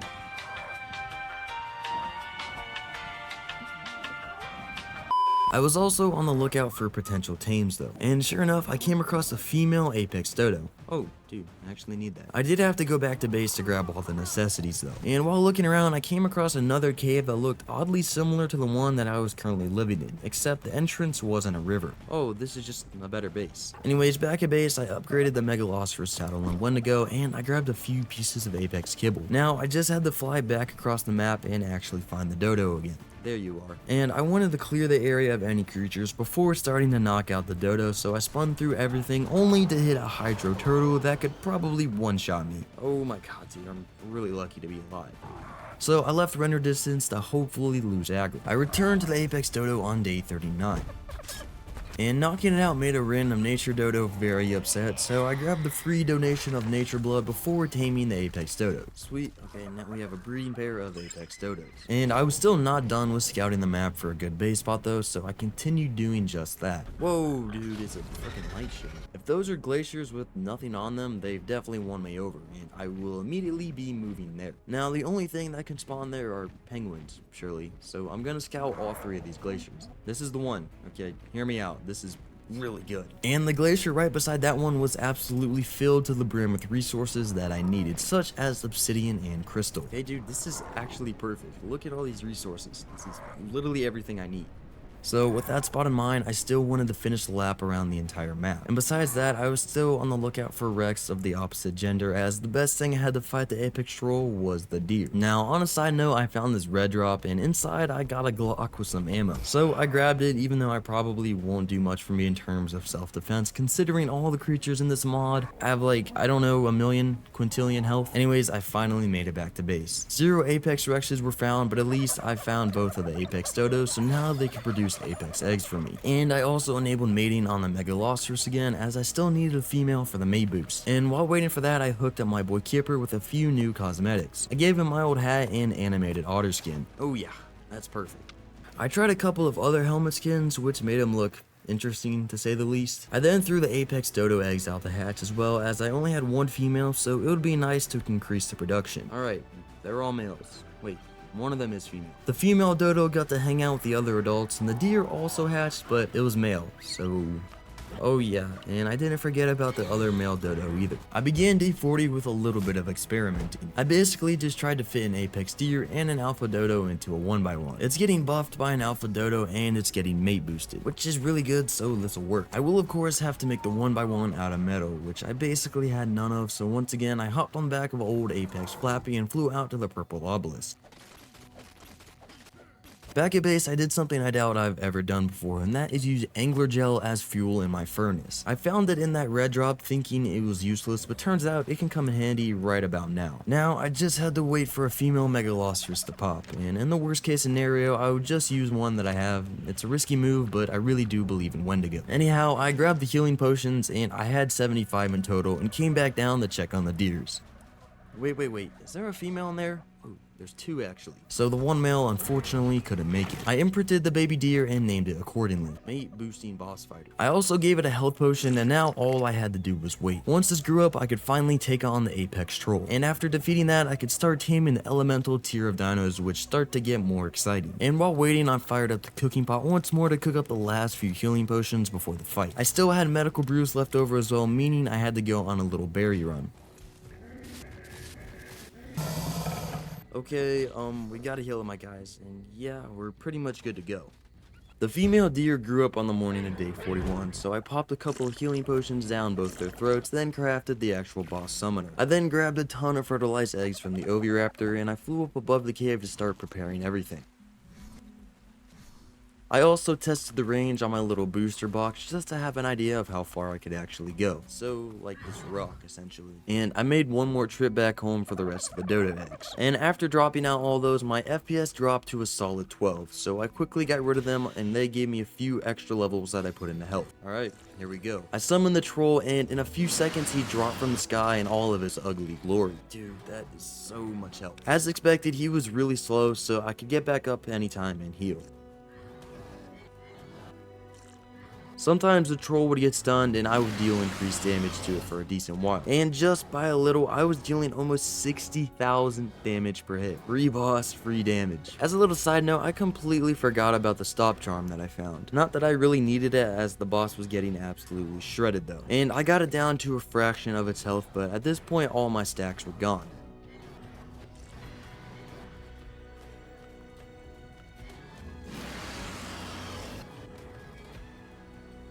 The fight continued into day 42, and the troll was down to the last 100,000 health. Yes, it's time, dude. Die. Dude, I did it. Look at all those engrams. I've done it. What? Okay. I was mainly glad to see that my plan worked almost flawlessly, and I was able to take down the troll with a deer. Dude, at first I thought I was cooked because of how much damage it was doing, but then I started doing 58,000 damage with my stacks, and I just knew that I had it in the bag. Anyhow, I returned back home and threw out the mate and alpha boost dinos, and I had a quick look at one of my apex dodos, which was on critically low health. Oh my god, dude, you're about to die. What do I feed you? About to lose one of my best apex dodos. So I swiftly ran up to grab some meho berries, and I got back in time to feed it. Now going back up, I looked at the newly unlocked hydro kibble. I really wanted to tame a hydro creature before moving out. So to make the new kibble, I needed savor root as well, so I collected a bunch of poop from my dinos and then went out to get the savor root seeds. After getting that, I chopped down a tree for wood and then made the crop plot and brought the raft outside to place it down and irrigate it. And another resource that I had to get for the hydro kibble was volcanic blood. So I grabbed my Rex and I went out to look for some easy volcanic dinos to kill, such as dodos. On day 43, I came across the loot boss, and after killing it, I got another charm. And this one was a dino charm that keeps the dinos fed. And I also got a common chest that I opened, and it dropped a few interesting items like these repair kits. I then killed a couple of other things before returning back home. And there, I sorted out all my stuff that I farmed, but I had to go back out to get the hydro blood specifically. There were these two aloes just outside of my cave, and one of them was a hydro and the other was volcanic. And I would probably get destroyed if I were to try to fight them head on with my Rex, so I instead started spinning at them with Apex Flappy. And after killing the hydro aloe, I swooped down into Harvest's corpse and I got over 100 blood. So I brought that back to my base to first try and make some elemental kibble, being a storm kibble. I can only make one? Okay, I'm missing fiber. So I grabbed some from the primal bench and I made 2 more storm kibble. 3 is actually really good. Alright, that's all I need for now. So I hopped back on Apex Flappy and flew out to look for something to tame it with, as well as kill any weak elemental dinos. On the morning of day 44, I continued killing low-level Elemento dinos, and I also came across a Megapithecus, so I tried to take that down. Did I just do 11,000 damage to it? Okay, I'm killing it. After clapping it, I got 20 element and some ancient relics that I probably didn't need. I just ate it.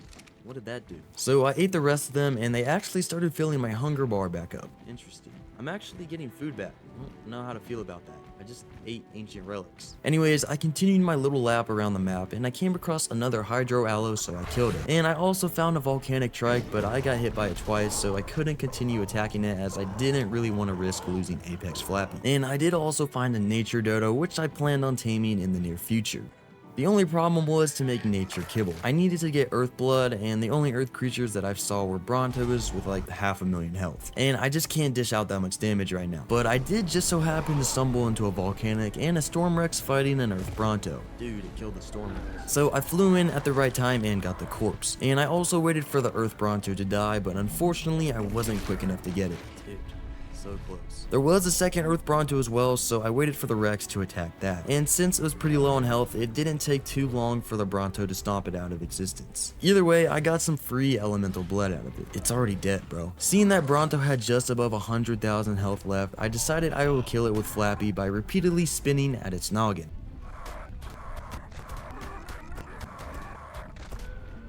And I got around 200 earth blood, which was more than enough for some nature kibble. Anyhow, I spotted an alpha brood mother in the area, so I started killing that before going back home. It dropped me some element and the boss's essence, which is what I need if I wanted to tame an alpha boss creature. While flying back to base on day 45, I ran into a red drop, and inside I found a Mastercraft long neck rifle. Oh my god, dude. This is actually huge. And I flew back home to sort out my stuff and placed the Megapithecus flag down. Now, with all the elemental blood that I farmed, I made 160 elemental narcotics before I ran out of regular ones. So I also had to farm a few other things for the darts, such as flint and spark powder, and then gunpowder.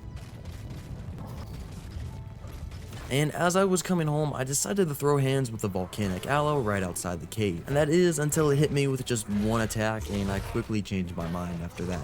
Ouch. Oh my god. So I grabbed my healing potions from the base and returned back to the fight. And I did as much damage as I could before getting hit again and having to wait for the potion cooldown. So in the meantime, I flew back inside to craft spark powder, gunpowder, and rifle bullets. Now going back to check on the aloe, I saw that it was trying to swim into my base, and you already know how I like to treat uninvited guests. Oh, so you're trying to get into my base now. The good news is that I took down the aloe. The bad news, however, is that there is now a demonic bee that took its place. Anyhow, that's a future problem for future me, so I returned back to look at all the tranks that I could make. This is possible. I do have some celestial blood, and I can make steel too. Alright, I need earth blood. But do I have any left? No. Wasted all of it. And I made regular narcotics, and I started smelting some bronze before heading out to farm metal. Back at base on day 46, I threw all the farm into my forge, and I used the rest of my elemental blood for narcotics. And I also turned all the celestial blood that I had into narcotics as well. 9 celestial narcotics. If I eat that, I think I'm out for the rest of this challenge. Anyways, I also started making the elemental trike darts before grabbing my Rex to go out on a little hunt. And I needed to get a bit of earth blood for steel so I could craft a few celestial tranks. And there were plenty of earth brontos around, however those would take ages to kill, so I needed to find an earth paracer instead. That being said, I flew over to the swamp where one would expect to find those, but the only thing I could find that I could actually kill was a nature dilo. I did see an earth deathworm before flying back to base though, but it was surrounded by some not so friendly creatures. Anyways, once I arrived back at the crib, I grabbed all my health potions and my Rex, as I really didn't have a choice now. I had to take down an earth bronto. Oh, there's a loot boss. I'm gonna kill that as well. The earth brontos are pretty close too.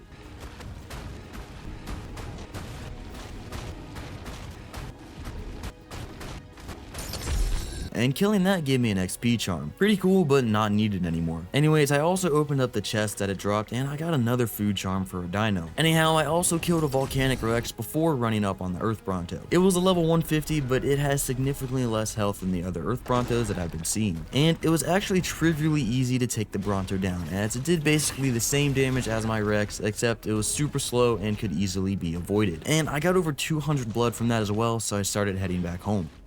And I brought all the metal back home to smelt and to seal on day 47. Okay, these are all of the celestial tranks that I can make. And I was about to head out to farm some spark powder, but I quickly turned back around as I wanted to make a steel pickaxe for that. Bruh. Never mind. And I was only missing some metal for it, so I stuck to my bronze pick for now, and I farmed up a few rocks outside the cave. And I did also find a metal node, so I got that bit of metal that I needed, and I returned back home where I made more sniper bullets, trank darts, and a steel pickaxe. I had 74 trank darts and 4 celestial ones, so it was time to go out and look for my first elemental tame. There was that level 150 storm aloe near my cave, but I wanted to look around and see if I could find a Rex instead. I did find a Storm Rex, but it was a pretty low level. Other than that, I also saw a breeding pair of nature dodos that would come in handy in the near future. Anyways, I returned back home to see a bunch of hatched dodos on the ground. Oh my god. So I disabled breeding on all of my creatures, as I probably had more than enough dodos already. On day 48, I headed back out to try and find something to tame again. I planned on moving bases on day 50, so if I couldn't find anything today, I would just stick with the level 150 Storm Aloe. Honestly, what I think I'm gonna do is, I'm gonna make a behemoth raft. It has a built-in storage system, which hopefully should be enough to carry everything that I have. Anyways, there were a few interesting things that I saw this time around, like this Colossus Giga. And I also came across a Hydro Karaku that had a comically small health pool. Hydro Karaku? Dude, it has like no health. And it also drops like no blood or hide. Anywho, I actually found somewhat of a decent Hydro Rex, a level 90. It really wasn't that great, but it was the best that I've seen so far. Oh, hold up. That would actually be a good tame. 180. I don't know why it's a 180 though. Really don't know, but I'll consider it.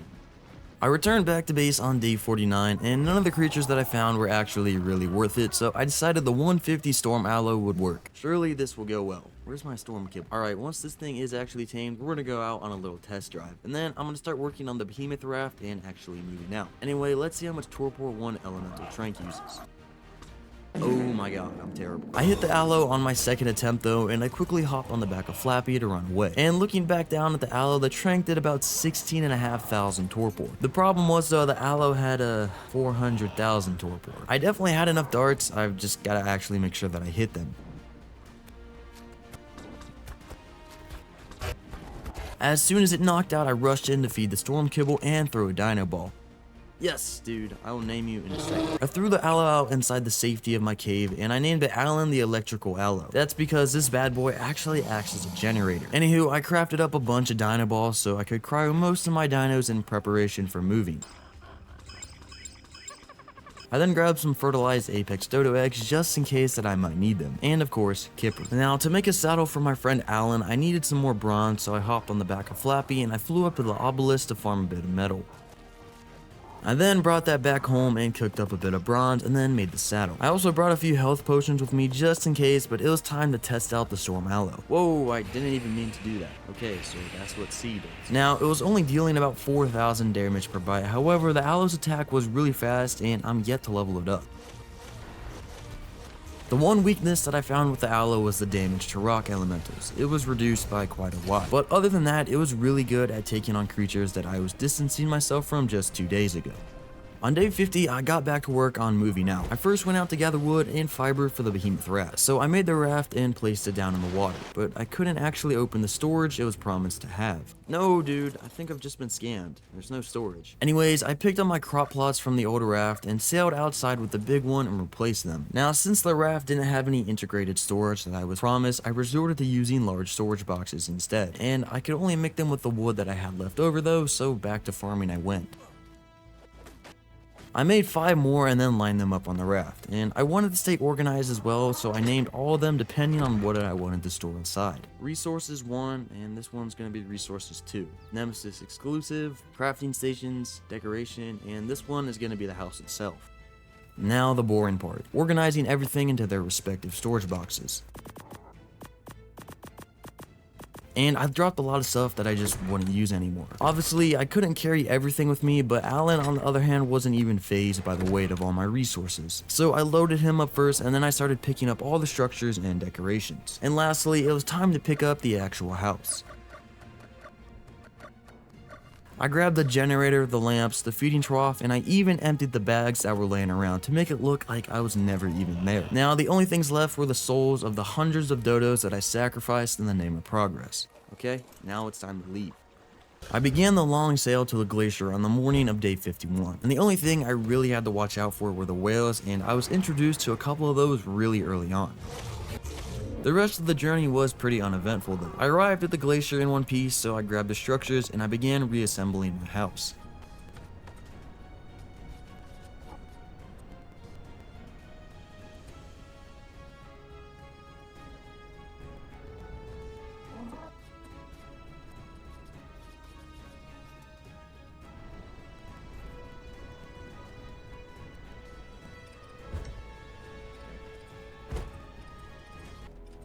After finishing up the outside, I flew out to say hello to the locals, but they weren't too friendly though, so I clapped all of them. But when I flew back inside, I saw a new creature spawn, a frost berserking dragon. I attacked it with Apex Flappy, but very quickly found out that that was a huge mistake. So both me and Flappy were sent back to the lobby in just a few seconds. So I quickly respawned back on my raft and grabbed healing potions, and I hopped on Alan to deal with this dragon. After hitting it a bunch of times, it cowered out of the base, so I grabbed all my stuff. And the fact that modded creatures could spawn right on the glacier was a massive L though, as this kind of means I really gotta move out immediately and find a different spot to live. I couldn't just live there and one day have a literal titan spawning right in front of me and have all my dinos get one tapped out of existence. So my mic was off, but I'm leaving this place. Flappy is gone, and the last time I was here, there were no wild creatures. So that being said, I had no other options but sail all the way back to the cave and rebuild what I just tore down, wholly or loss. I slowly sailed back to the cave on day 53 while grieving after the loss of Apex Flappy. He was truly ahead of his time and by far the greatest Pteranodon I could ask for. And I'm back. I gained absolutely nothing from that. So I rebuilt pretty much everything just as it was before and then threw all my creatures back out. So this is gonna be my main Pteranodon again, and of course Kipper must go back inside. Now after that I had to transfer all the resources back to the structures. On day 54 I finally had everything sorted back to its original place. And the first thing I wanted to get was another Apex Pteranodon, so I hopped on the back of Flappy V2 and headed out to look for one. I flew over to the small islands where I quickly found one. It was a level 55 which would work just fine, but I wanted to look around a bit more before committing to it. I want to check over here to see if there's another one that might be a bit better. There's an Alpha Pteranodon level 135, Storm Aloe 150, but it's a male. So yeah, the 55 Apex VT would just be fine for now. So I flew back and missed a bunch of crossbow shots and decided just to get its attention with Flappy and then bullet it. Now one kibble later, I woke up and I named it Apex Flappy V2. I then flew back home to get a new saddle crafted up for it, and I was only missing fibers, so I got that above base and then made the saddle. Well, we have Apex Flappy again, but you know, not nearly as good. Anyways, moving on, another creature I want to tame is that level 180 Volcanic Thorny Dragon that I saw back on day 48. And I had basically everything for the volcanic kibble except the crops, so I grabbed Perry and flew back up to get the seeds.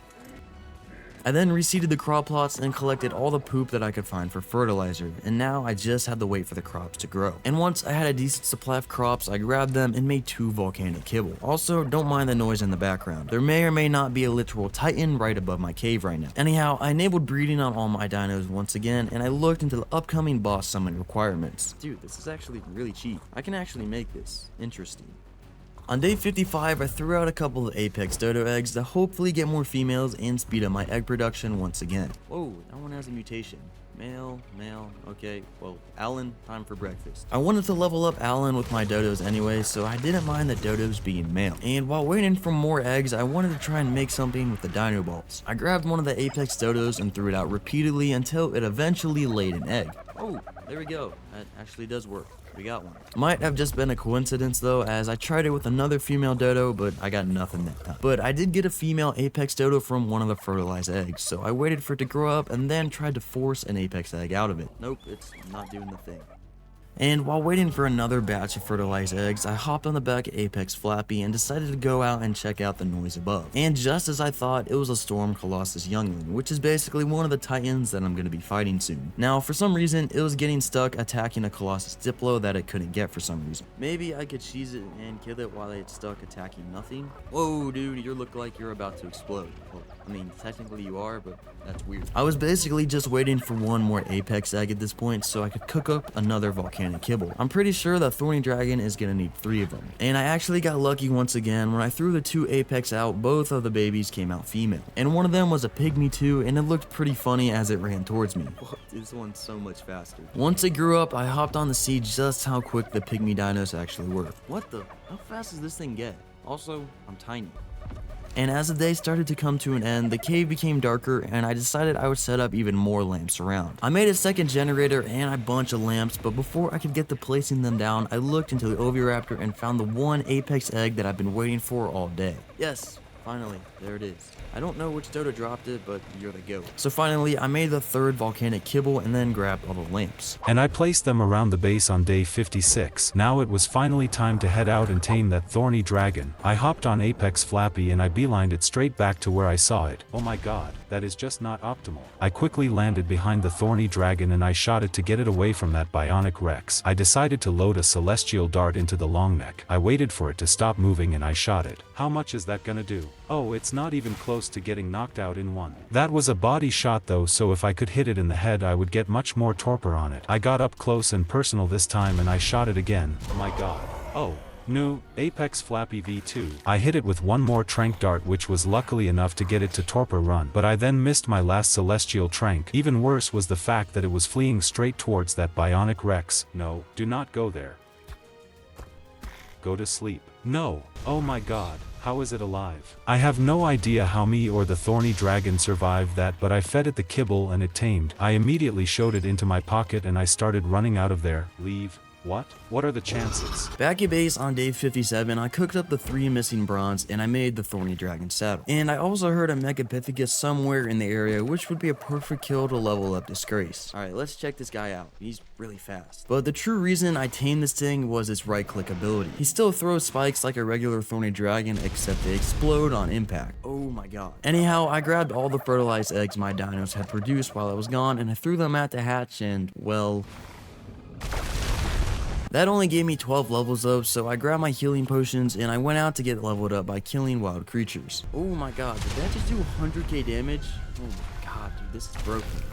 And that's with barely any levels in the melee as well. A Storm Owl level 150, one shot and it's gone. A Volcanic Rex, not even a challenge.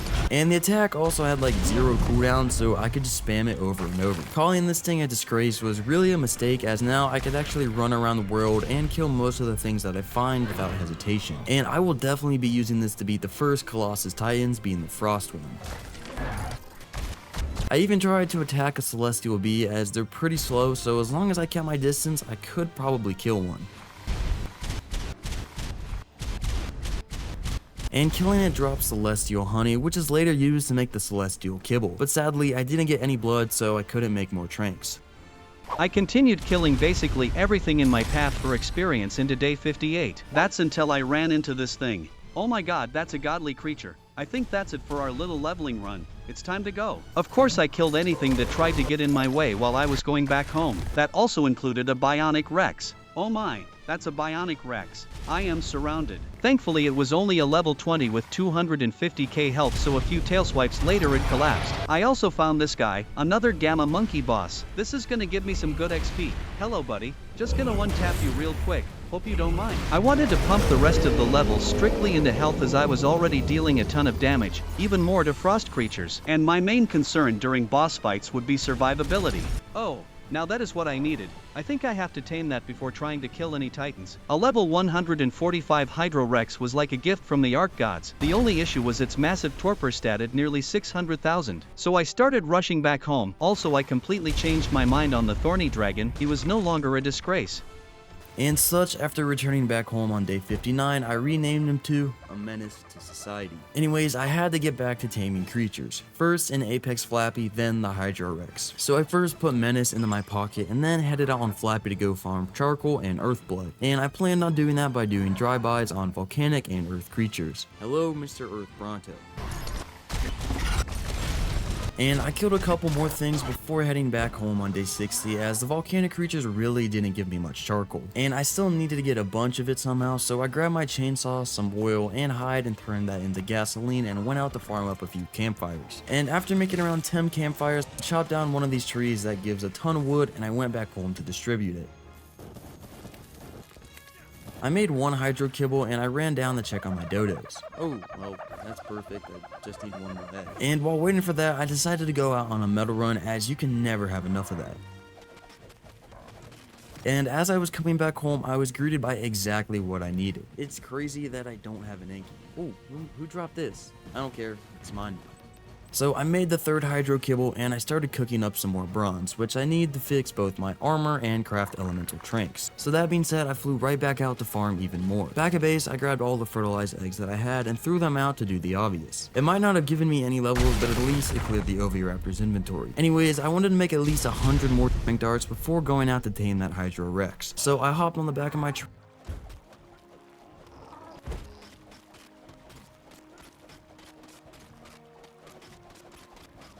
I also needed spark powder, so I farmed up a bunch of rocks at the obelisk.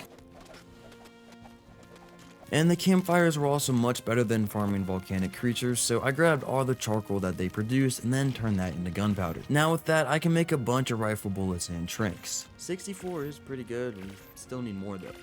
So on day 62, I farmed some more of that. Alright, hopefully that's enough. And I made as much spark powder and gunpowder as I could, and I also remembered to make a fridge for my crops and other spoilables. I then made the last of the few elemental trank darts, and I had over 100 by now, which should hopefully be enough to knock that Hydra Rex out. And I also left some bronze over to repair my armor before hopping on Flat V2 and flying out to tame it.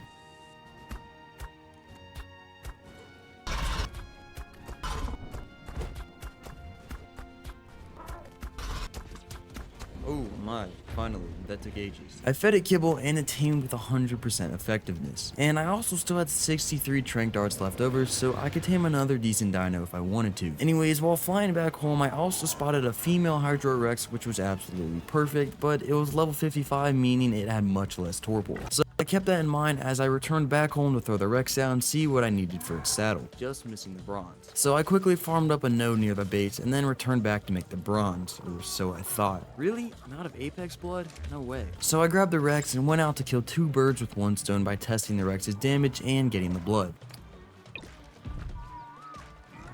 What's that? Oh, I'm taming that for sure, right after I kill this thing.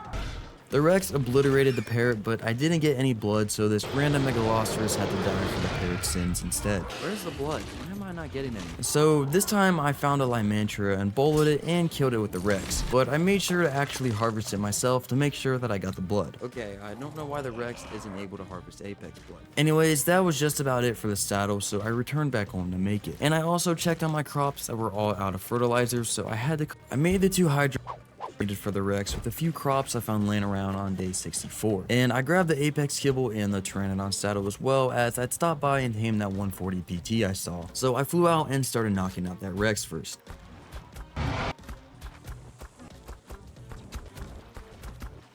Sweet. It tamed instantly, so I shoved it into my pocket, and now I just had to figure out how to get my BT, which was still on top of that rock. I tried to whistle it down, but it didn't hear me or just refused to listen, so I decided I would just go up there and tame that Apex Pteranodon. Now, after missing more shots than I'd like to admit, I eventually got its attention and I could bolo it and knock it out. Now, 1 elemental trank and Apex kibble later, Apex Flappy V3 was now mine. Anyways, I dropped the new Rex back at home before heading out to level up my high level Hydra Rex by killing everything that comes around this way, and I was able to get it to above 1 million health by the end of the day.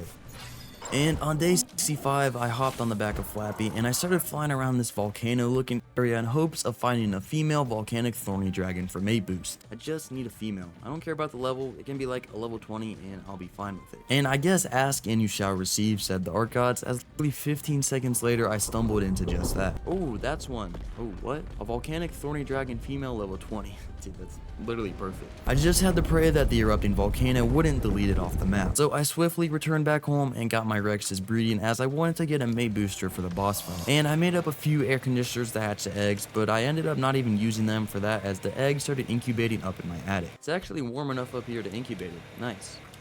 So I placed the air conditioners down around the house to cool it off, but the downstairs was still melting me alive. Anyhow, the Rex hatched, but it didn't get the good health stats, so I sent it back to the lobby. And I did forget to name my good Rex after taming it, so I did just that. Now, the next egg I brought up to hatch actually popped out as a male Rex with the good health, so I named it back up Hydra Rex. Now back to the Thorny Dragon though. I was all out of frost blood for the kibble, so I headed out on Flappy to find something easy to kill. I couldn't find the footage for the first half of day 66, but I got a bit of frost blood, and while looking at the Frost Titan summoner, I realized that I was also out of Apex blood, which you also need to craft the summoner. Okay, I need Apex blood now. So I grabbed some fertilized dodo eggs and threw them out to hatch and killed them with Menace. But I still didn't have enough, or that's what I thought at least, until I decided to check inside the forge. Oh, I already have all the blood. Dang it. So anyways, I made the Frost Boss Summoner, but I still had to go out and tame that Thorny Dragon, so I looked into the cauldron to see what I was missing for its kibble. Just 1 Apex egg. Alright, I'm gonna need you guys to work some overtime. Do we have any Apex eggs? Of course not. What? Oh, maybe. Never mind. We do. So I grabbed some citronal from my crop plots and I ran up to make the kibble. And I then hopped on Flappy and headed out to knock out the Thorny Dragon. I fed it the kibble and tamed it and then stuffed it into my pocket. And now I'm pretty much ready to take on the first Titan boss. So I wanted to set up another metal box somewhere that would fit an Alpha Dodo and this Thorny Dragon for the stat boost. So I returned back to home to grab an Alpha Dodo, then headed right back out to find a good spot to set up at. And I was obviously not going to summon the Titan right above my base. Okay, I think right here should work. I'm sure this will help. A little extra wall right here, you never know. And if you're wondering how a giant thorny dragon fits into a 1x1, you're asking the wrong person because I have no clue. But anyways, it was time to take on the first of the titans, and that's if I don't forget my main thorny dragon Menace back at base. A quick back and forth later, I deployed Menace next to my booster box. I then clapped up a couple of random bystanders and healed up to full health, and after the cooldown expired, I was ready to take on the boss. Let's do this. And I was actually dealing a decent amount of damage into it. However, my thorny dragon's health was dropping just as quick, so I had to retreat and try a different strategy. Alright, I'm just gonna have to cheese it. There's no other way.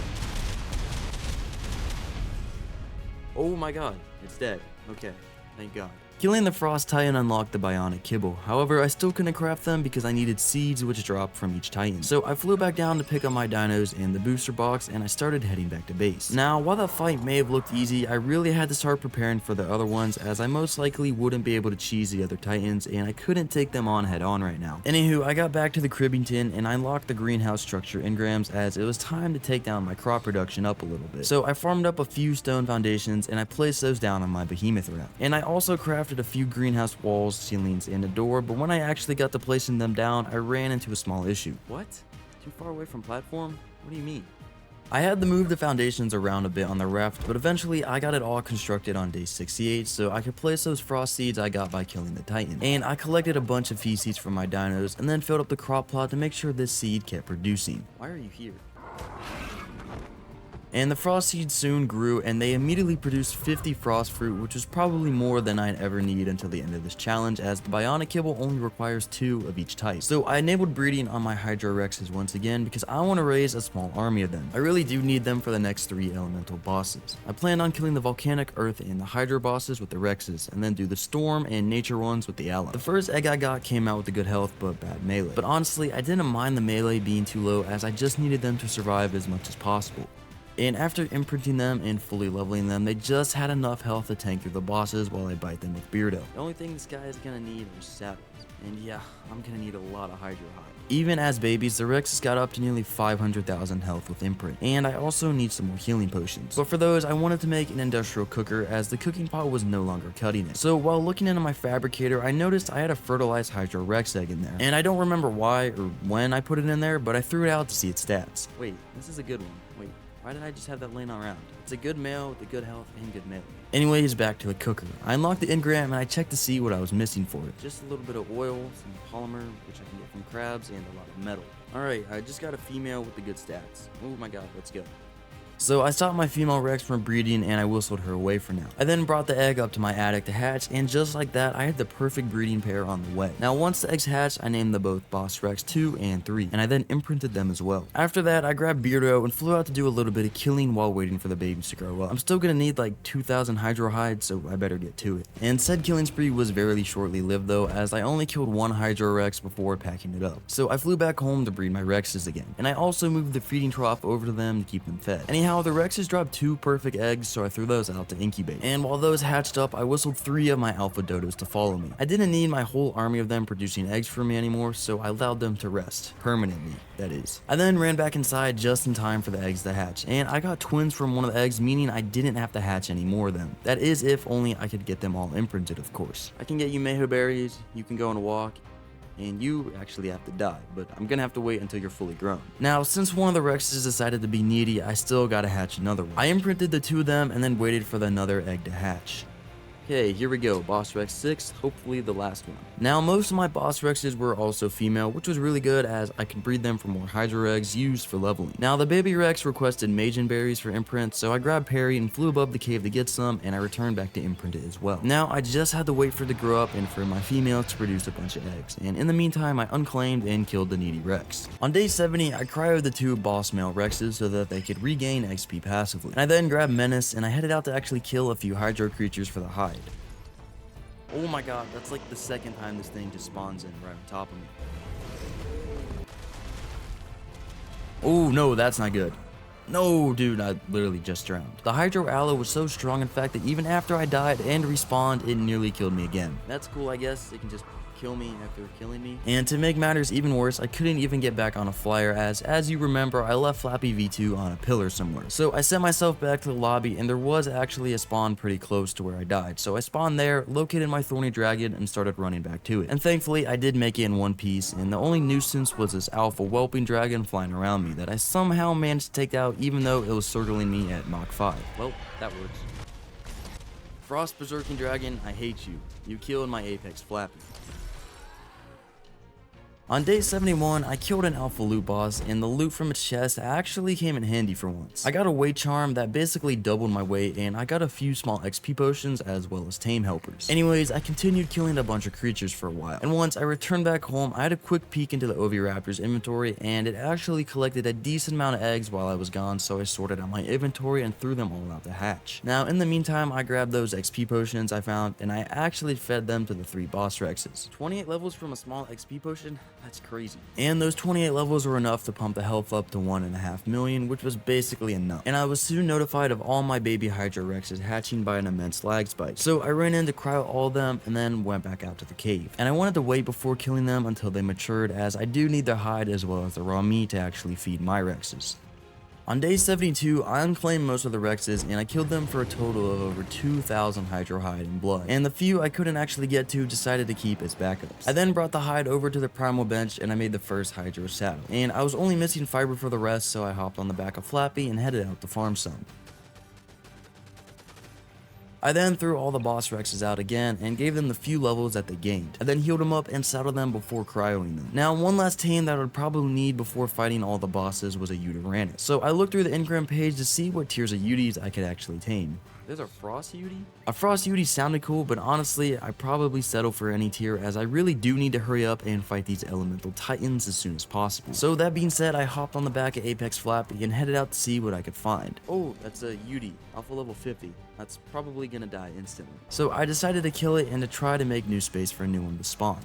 While searching on day 73, I came across a few Titanic Tide Queens, which were basically just boss crabs. And I did have my Hydro Rexes on me, so I threw one of them out and charged into the fight. I then threw the rest of my Rexes out, as these crabs were basically free XP. Okay, so now that these guys are properly leveled, I want to take them out back home to heal. Back at base on day 74, I had a quick look into the Primal bench to see what I was missing for the volcanic boss, which was the one that I was going to fight today. Just a little bit of Apex blood. Okay. It would be a real shame if there happened to be a fat Apex Diplo right above my cave that I could easily kill. And I wanted to get a bit more for the other bosses as well, so I picked up my PT and I roamed around the area a bit with Beardo. Oh, there's some ammo in here that I'll need. Oh my god, yeah, how about I go somewhere else? So I threw my Rex back out at a safe distance away from that godly creature, and I killed a few more Apex creatures before coming back home to craft the volcanic boss summoner. I might not have tamed a Uty, but I should be able to take this boss down with relative ease, considering I'm using Hydro Rexes. And if you didn't know yet, the different elemental creatures have different damage buffs depending on what elemental creature they're actually fighting. So obviously, Hydro creatures do more damage to Volcanic, Volcanic deal more to Frost, Frost deal more to Nature, Nature to Earth, Earth to Storm, and finally Storm deals more to Hydro. So with that in mind, I grabbed an Alpha Dodo, my booster box, and then headed out to fight the Volcanic boss. Okay, Alpha Dodo. Good luck in there. So I deployed my Rexes and healed them up to full health, and then hopped on Beardo to start this. Alright, let's do this. I know I've got this. And as soon as the Titan spawned in, my Rexes rushed in, and we were dealing some crazy damage numbers to it. 120,000 damage per bite. Oh my god. But the boss also retaliated with some heavy attacks that killed 3 of my Rexes. But unfortunately, it was too late for him, and it died. Let's go. Alright, that was actually way easier than I thought. And the other Rexes were still looking pretty good on health, so I gave them some potions and cryoed them all and then headed back home. And I chopped down a tree for some wood so I could craft another crop plot for the volcanic seeds. I then planted those on my raft and I collected some poop as usual. Alright, we gotta focus on the next boss now, which is gonna be the Earth one. So I threw Beardo back out as well as the 2 females with the good stats to breed up a few more Rexes, since I did actually lose a few. Alright, let's get like 5 more. I want to be safe. The volcanic was weakened, so the more the better. I threw both eggs out the hatch on day 75, and luckily they were both female. Then once they hatched, I named them and brought them outside for their imprint. Cuddle and cuddle again. Perfect. Now, while waiting for them to grow up, I wanted to go out on a little bit of a side quest to see if I could find a better flyer, specifically a storm griffin, as I've heard that they're incredibly fast. So I basically flew around the entire map, but I didn't see a single griffin, let alone a storm one. So after arriving back at bases, the Rex were fully grown, so I brought them over to Beardo so they could produce some eggs for me as well. The eggs hatched on day 76, and I had an interesting combination of babies pop out. Oh, that's a Colossus and a Pygmy. Okay, interesting. And once I threw them out to grow, I also noticed the Colossus had a health mutation. Anyways, the other two eggs hatched as well, and I got twins from one of them, but it was safe to say that I had more than enough Rexes. And two of them I would probably leave back at base as to kill them for XP. Now for now, I wanted to imprint all of them though, so I grabbed up Harry and flew out to get berries for them. Don't ask me why Rex wants berries for imprint. Anyways, since the Colossus Rex had a health mutation, I wanted to use that as my main Rex, so I renamed her to Tidal Wave. Now, while waiting for everything to grow up, I had to get back on the grind. I needed to craft 5 more Hydro saddles, and I was also all out of bronze, so I flew out to farm metal. Now back at the crib, I demolished a couple of storage boxes for woods, and I crafted a few water skins so I could go out and start grinding medical brews again. I also chopped down a couple of trees as I was lacking in the wood department. I then brought all of that back home and started cooking up medical brews, and in the meantime I unclaimed and killed those extra Rexes for hides. So now that the Pygmy and Colossus Rex were now fully grown, I saddled them up and I hopped on Tidal Wave just to see how massive she actually was. Oh my god, dude, it barely fits in the cave. So I cryoed her up and I made the rest of the Rex saddles, and one of which I slapped on the Pygmy Rex. Dude, this guy's moving. On day 77, I started cooking up the nature and alpha healing potions until I ran out of crystal. And now I just had to wait for the Rexes to gain XP in their dino balls. So in the meantime, I headed out on Flappy to look around and see if I could find something to either tame or kill. Oh, wow, wait. Is that thing about to die? What was it fighting to get so low on health? Anyways, while on the topic of overpowered creatures, I also ran into this thing. Wait, what? Where? Oh, that has to be broken. Celestial Thorny Dragon. So I unlocked the saddle engram for it, but the likeliness of me actually taming this thing was as high as me finding a godly dodo. And spoiler alert, those actually don't exist. What does exist on the other hand though is a really cool looking wyvern. No pun intended. Frost Wyvern level 100? That has gotta be what I tame next. And I had a few trank darts on me, but I still didn't want to risk it. So I decided to fly back home to make more before attempting to knock it out. And while flying back to base, I also came across a volcanic Anki. And since I was dirt poor for basically the entire challenge, it was about time that I finally, tame one of those. So once I arrived back at the crib, I threw Beardo out and stuffed Menace into my pocket and then refilled the trough. And after looking into the Primal Cauldron, I was quickly informed of my severe lack of nature blood for even a single piece of frost kibble. That's 3 less than I needed for the Frost Wyvern. But luckily, it only took me a minute to find a nature Pteranodon minding its own business and another minute to actually kill it. Okay, that's more than enough blood. So I returned back to make the frost kibble and 1 volcanic kibble. But this time, the shortage occurred in my Apex egg department, so I just had to wait. Now, to speed up the process, I moved my Oviraptor back to the dodos so they get the egg laying buff. And in the meantime, I headed out to farm some metal as I'd be needing a lot of it for the trank darts. Back at base on day 78, I threw all the metal into my forge, and as usual, I didn't have any wood to actually light it though, so I had to place and demolish the rest of my large storage boxes. Desperate times call for desperate measures. And while that was cooking, I ran down to check on my Oviraptor, and he actually had 1 more Apex egg for me, so I can make the last volcanic kibble as well. And I also made a saddle for the volcanic Anki before using the rest of the bronze for trank darts. 28 will do. So I quickly made it back to where I last saw the Anki, and I spotted it and then got to knocking it out. Okay, that's the Anki. Got an Anki finally on day 78 or whatever. Don't bully me. Anyway, I flew over to the Frost Wyvern as well, and this one would actually be a bit more trickier to tame. So I threw Menace out, and I did a little bit of pest control before going in to actually trank out the Wyvern. And while waiting for the Wyvern to eat, I guarded the area with Menace. And by guarding, I mean absolutely almost losing him by starting a fight with a Bionic Enforcer that I definitely didn't underestimate. These guys seem like they would be easy kills, I know that's doing like 30,000 damage. I don't care. No, I care. I care a lot. Oh my god. So after that close call, the Wyvern actually tamed. So I stuffed Menace into the safety of my comically large pocket and then hopped on the back of the Wyvern to fly home. Oh, this thing is actually fast. Oh yeah, this was really worth it. So I landed in front of my cave to test the Wyvern's breath out, but it was utterly garbage, but at least the bite did some decent damage. On day 79, I threw the volcanic Anki Island base to get a proper look at it, and I gotta say this thing looked mean. Not only was it a portable forge for smelting metal, it also had some special flame attack animation that looked fire. Literally. Yo, that's actually really cool. Alright, I've got to do a metal run with this thing. I didn't have an RG, but the Frost Wyvern could carry it just fine, so I flew out to find some metal. And there was this one little minor inconveniencing detail that rendered the Anki completely and utterly useless. So I can't harvest rocks with this? What? Okay, so this is an Anki that can't farm metal. Yeah, so can someone explain to me why there is an Anki that is unable to harvest metal? At least it's really good at smelting it, since it cooked like 20 metal at once and it had to do a 1-to-1 conversion rate on the ingots.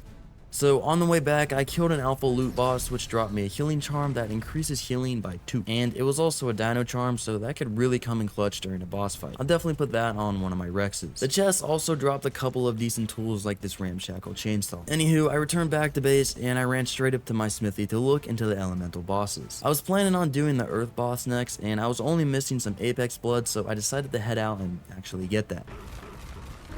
Alright, so earth boss is next. I grabbed all of my Hydra Rexes, lined them up, and then gave them the levels that they've been passively gathering. I then mostly leveled up their health so they wouldn't log off during the fight. So now with all the Rexes healed up, I put them in my back pocket and flew out to the usual boss killing spot. Alright, let's do this.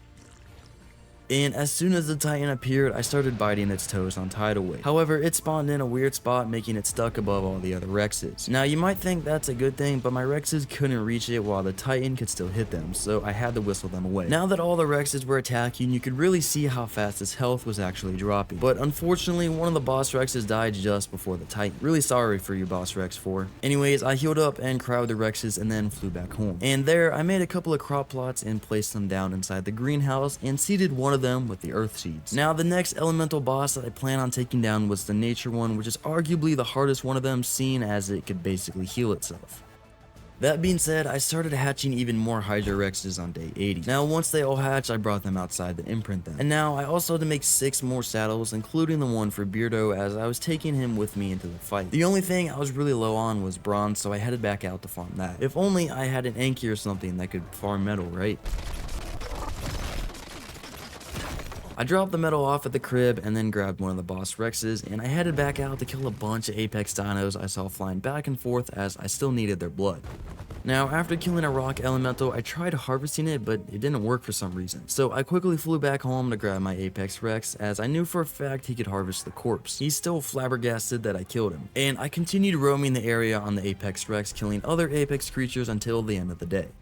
And on day 81, I brought everything back home to cook the bronze and metal ingots. I really wanted to make that industrial cooker for medical brews, so I started crafting hard polymer in the fabricator while the metal cooked. And also the Rexes I was raising have fully grown now, so I cryoed them up and stored them away so they would gain levels. And now to make salads for them, I needed more Hydro Hide, but thankfully I still had plenty of fertilized Hydro eggs, otherwise known as free XP and hide. So I waited for all the Rexes to hatch, and I threw them out to grow up in the meantime. And I then headed out to look for any storm creatures that I could tame for the storm boss. I was mainly on the lookout for a female storm Alos so I could breed that with Alan and get an army of them. And while I may not have found one yet, I did come across an old friend of mine. Oh, Flappy V2 is right here, still alive and kicking.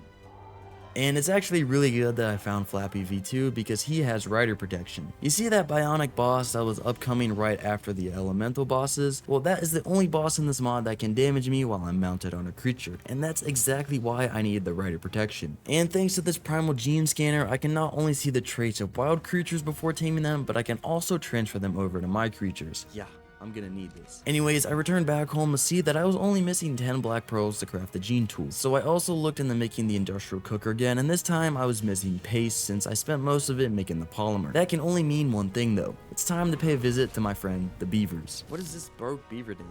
Oh, why are there so many of them?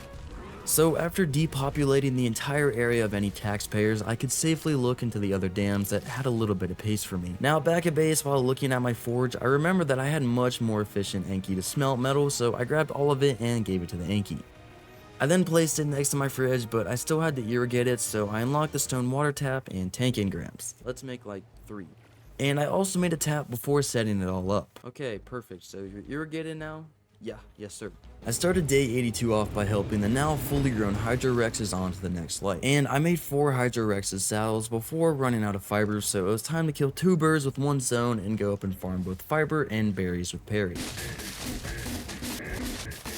Now back at base, I made a few more medical brews and cooked up some narcotics and then turned those into the brews. I mostly wanted to make nature potions as they restore more health than the alpha ones, so I hopped on the Frost Wyvern and flew out to kill nature creatures for blood. Oh, Storm Rex. Wait, I actually need to tame that, like, right now. And right now happened after killing a few nature creatures, but I quickly returned back to base and I started crafting tranks, elemental narcotics, and of course, gunpowder. Alright, I just need spark powder. I wanted to give the volcanic Anki a second try to see if I could somehow farm flint at least, so I flew up above my cave and threw it out and just tried again.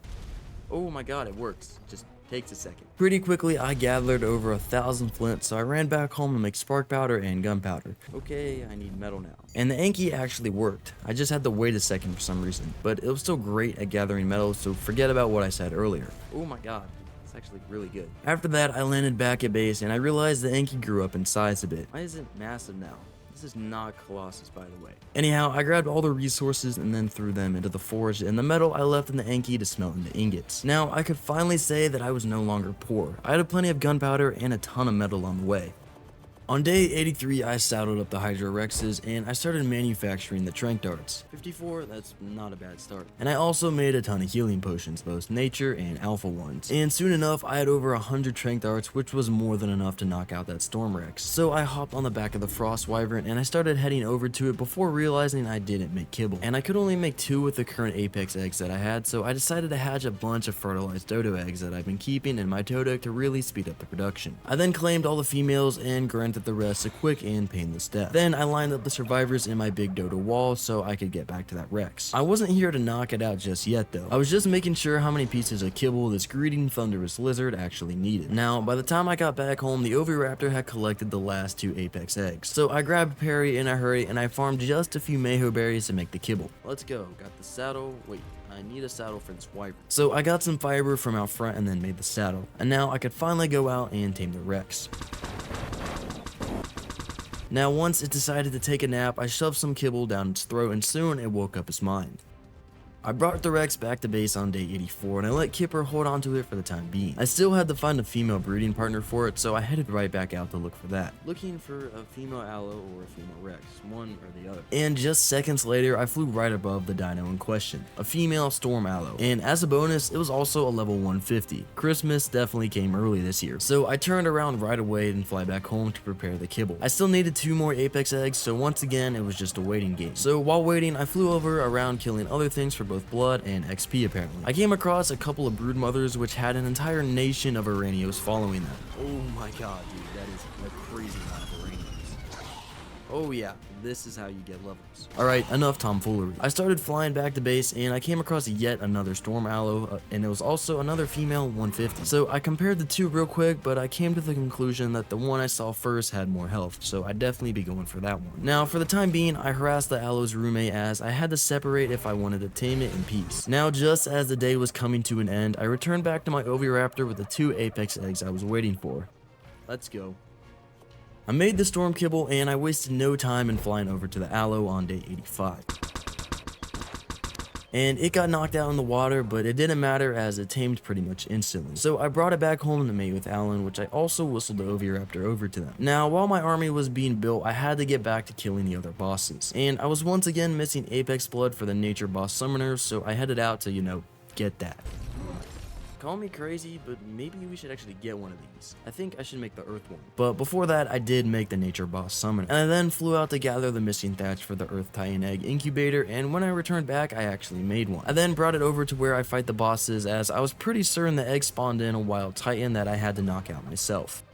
Okay, I can just plop it down here. No, wait, because I might be summoning a boss soon before I even get this. What about up here? Yeah, this can work.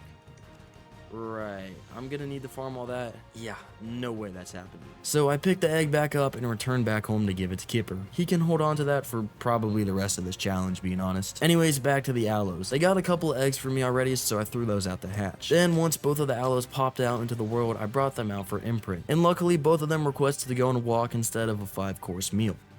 I incubated another aloe egg on day 86, and not only did I get twins, but they were both female. And the first 2 aloes were now fully grown as well, so I potted them up to chill on my fabricator for the time being. Wait, y'all need imprints too? I almost forgot. Nope, never mind, one of them is on the chopping block.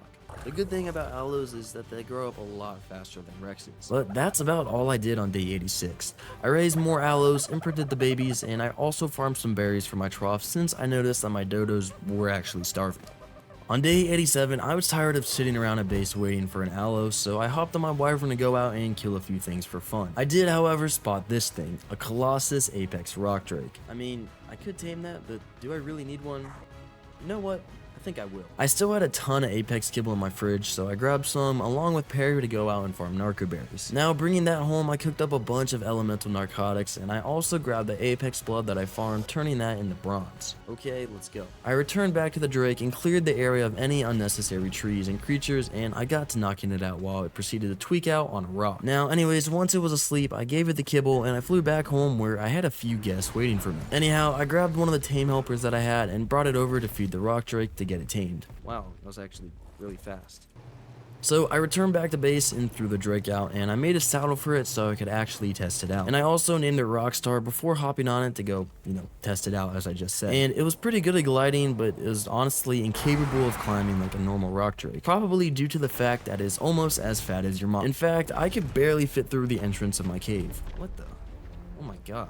Anyway, I grabbed 2 more storm aloe eggs and I threw them out the hatch. I wanted to raise these last 2 to complete my small army of them. And speaking of small, the eggs popped out and I got another Colossus pygmy combo, as well as a regular one. So I've got 9 aloes in total now. Hopefully that's enough.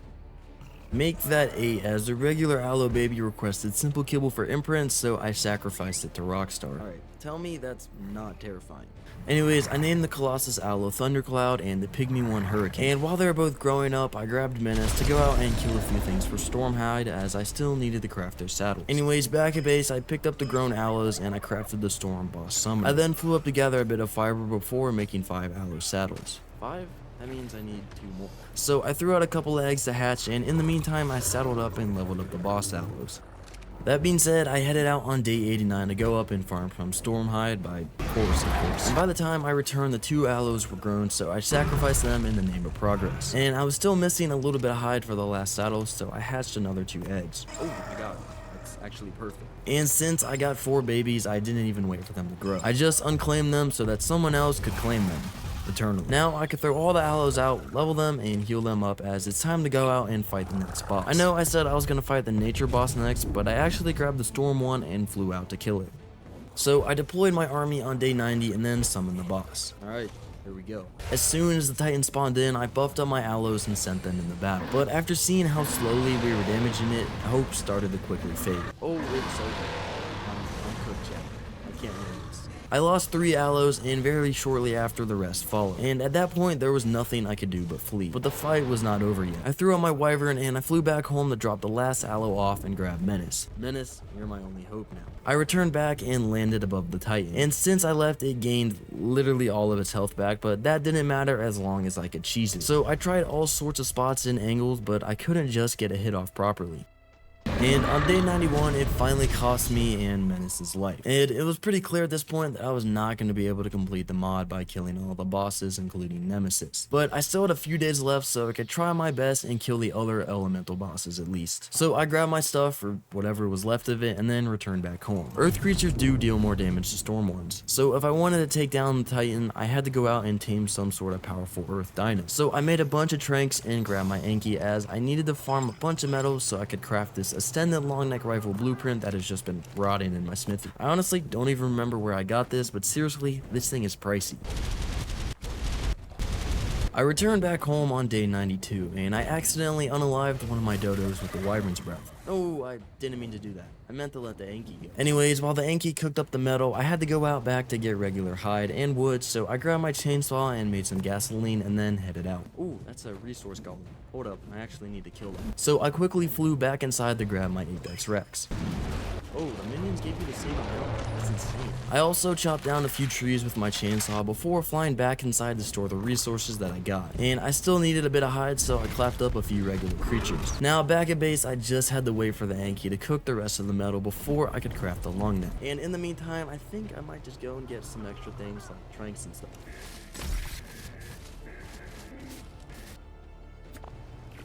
It's safe to say that elemental narcotics were no longer an issue. So instead, I had to farm more bronze, for which I always needed more apex blood, so I headed out to get some. On day 93, I returned back to base and made some new trank darts, and I remembered that I still had a bunch of storm aloe eggs for my 2 breeders, so now I could raise a new army. And that also reminded me to go out and see if my previous aloe army still had their bags over where I fought the boss. Alright, I'm gonna go see if the saddles are still over there. I think these are the bags. Oh, they definitely are. So I salvaged 7 saddles and a little bit of storm hide and then flew back home. And I grabbed all the eggs, threw them out to incubate, and then threw out the babies next to the trough. Now, 2 of the aloes requested kibble, so they were forwarded into the afterlife. Anyhow, I also grabbed a bunch of metal from my Enki to transfer into the smithy, and if you're wondering what ladder climb animation looks like while you're encumbered, here you go. Dude, this looks really goofy. On day 94 I finally had enough metal ingots to craft the Ascendant Longneck that had more than double the damage of my current Mastercraft one. The Storm Aloes were all grown now as well, so I cryoed them and stored them away. So the plan was to tame a breeding pair of Earth Brontos and then fight the Storm boss again. However, Earth Brontos are slightly greedy and require 9 kibble to tame. I have been collecting Apex eggs for quite a while now, so I was only missing one. Oh, there we go. I can only make 7? Oh, I need citronal and saveroot. Unfortunately, my crops died because I forgot to fertilize them, so I had to go around base collecting poop to fertilize the crop plots. I know, very tasteful. Anyhow, once that was done, I made the last 2 kibble and I headed out to look for an Earth Bronto. Thankfully, there was no shortage of them. This female 150 was getting harassed by a volcanic wreck, so I helped it out, and the only thing I asked for in return is that it would consent to me taming it.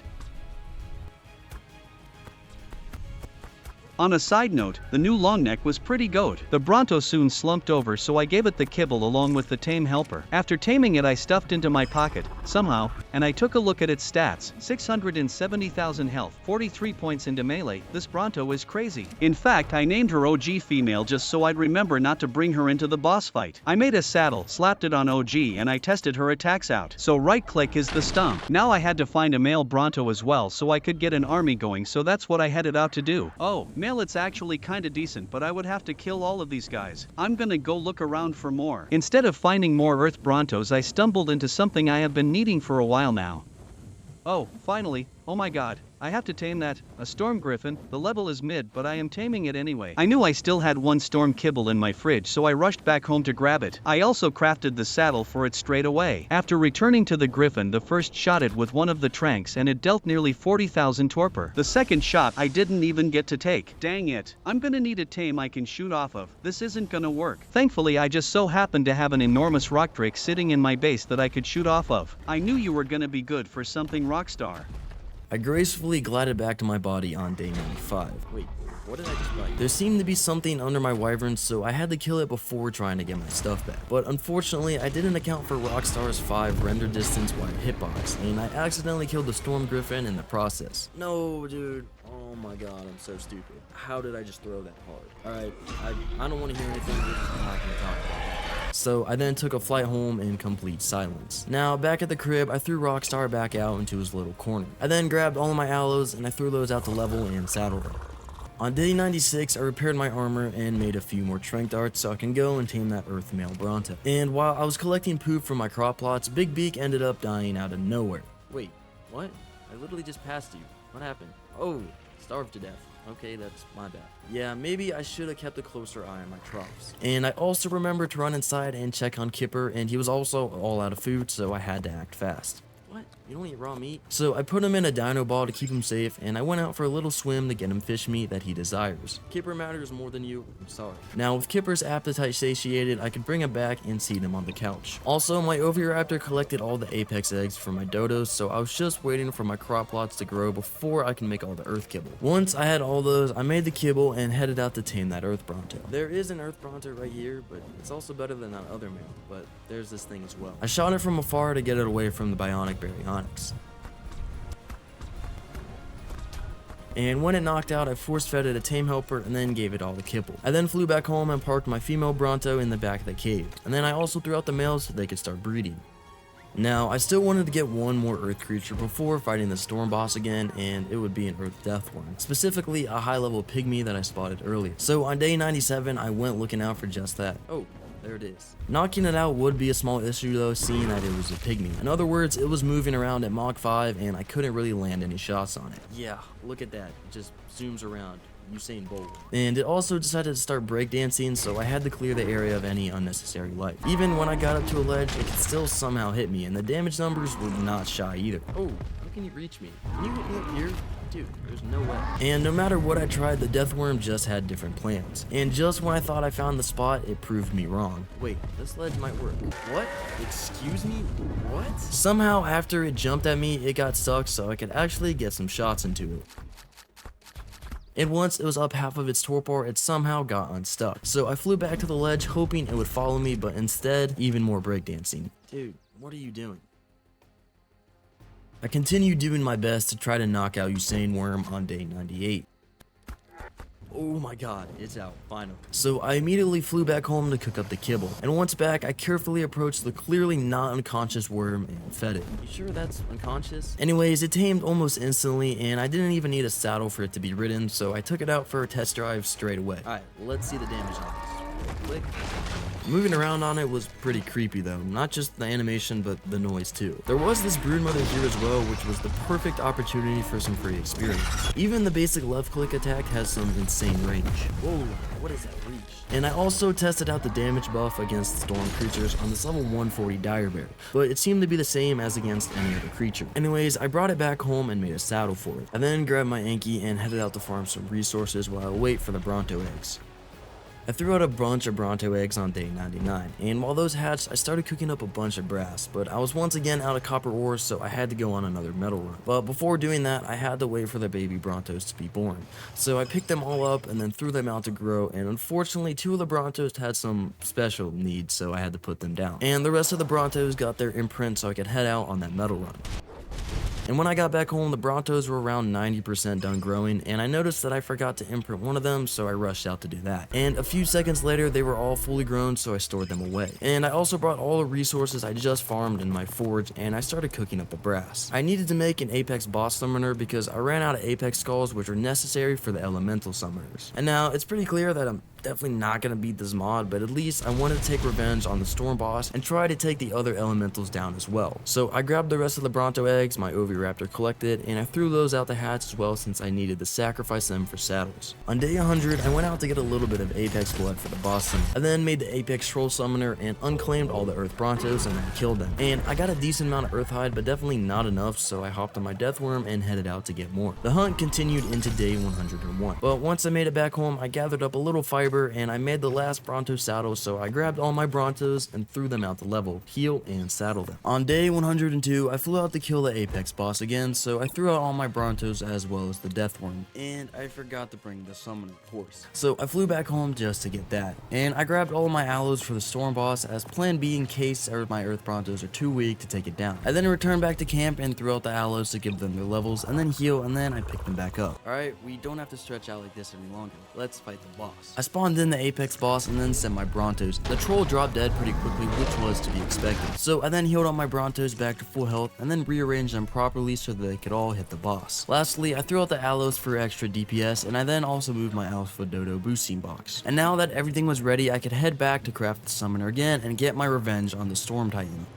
It's time. Let's do this. It's been a hell of a run, and I'm not gonna go down without a fight. Let's finish this up. There he was again, the Storm Titan in all of his glory. I commanded my army of elemental abominations to attack, and I started slamming the ground with my Deathworm as well. I was dealing nearly 100,000 damage per hit. Something is hitting for 100,000. But then the Titan retaliated, and he wiped all of my aloes out with a single attack. Whoa.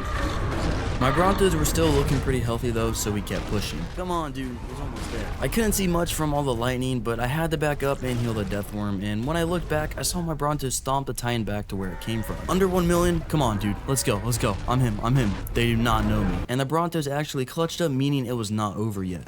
I returned back home on day 103 to plant the storm seeds of victory, and I still wanted to take down the last 2 elemental bosses with the dinos that I have left. So I flew out to gather the last bit of Apex blood for the Hydro Summoner. Thank you for your sacrifice, that's all I'm gonna need. So I grabbed my Hydro Rex army that has been getting ready for this moment. I made the last saddle for Beardo, the OG Rex, and healed him up before going back out to fight. I then leveled them all up in the health, and they ended up getting the 3 million. Now with my whole army deployed and ready, I made another trip back home for healing potions, as those were pretty much a necessity in these fights. Yep, we're getting a ton of these. Okay, we're back. I think I'm ready to go. Make sure everyone's healed. Alright, let's clap this boss. So I whistled neutral on my army and then summoned in the Hydro boss. As soon as the Titan appeared, chaos unfolded. The boss's health was draining too slowly, and I started losing my Rexes.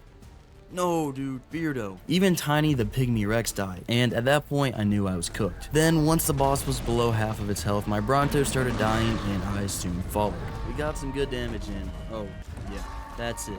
I got destroyed, dude. Holy. I might not have gotten as far as I would have hoped in this challenge, but I gave it my best shot. And I guess at the end of the day, only one thing matters. We still have Kipper. And through the power of Kipper, we can achieve some great things. Sun Tzu or someone said that. I honestly don't know.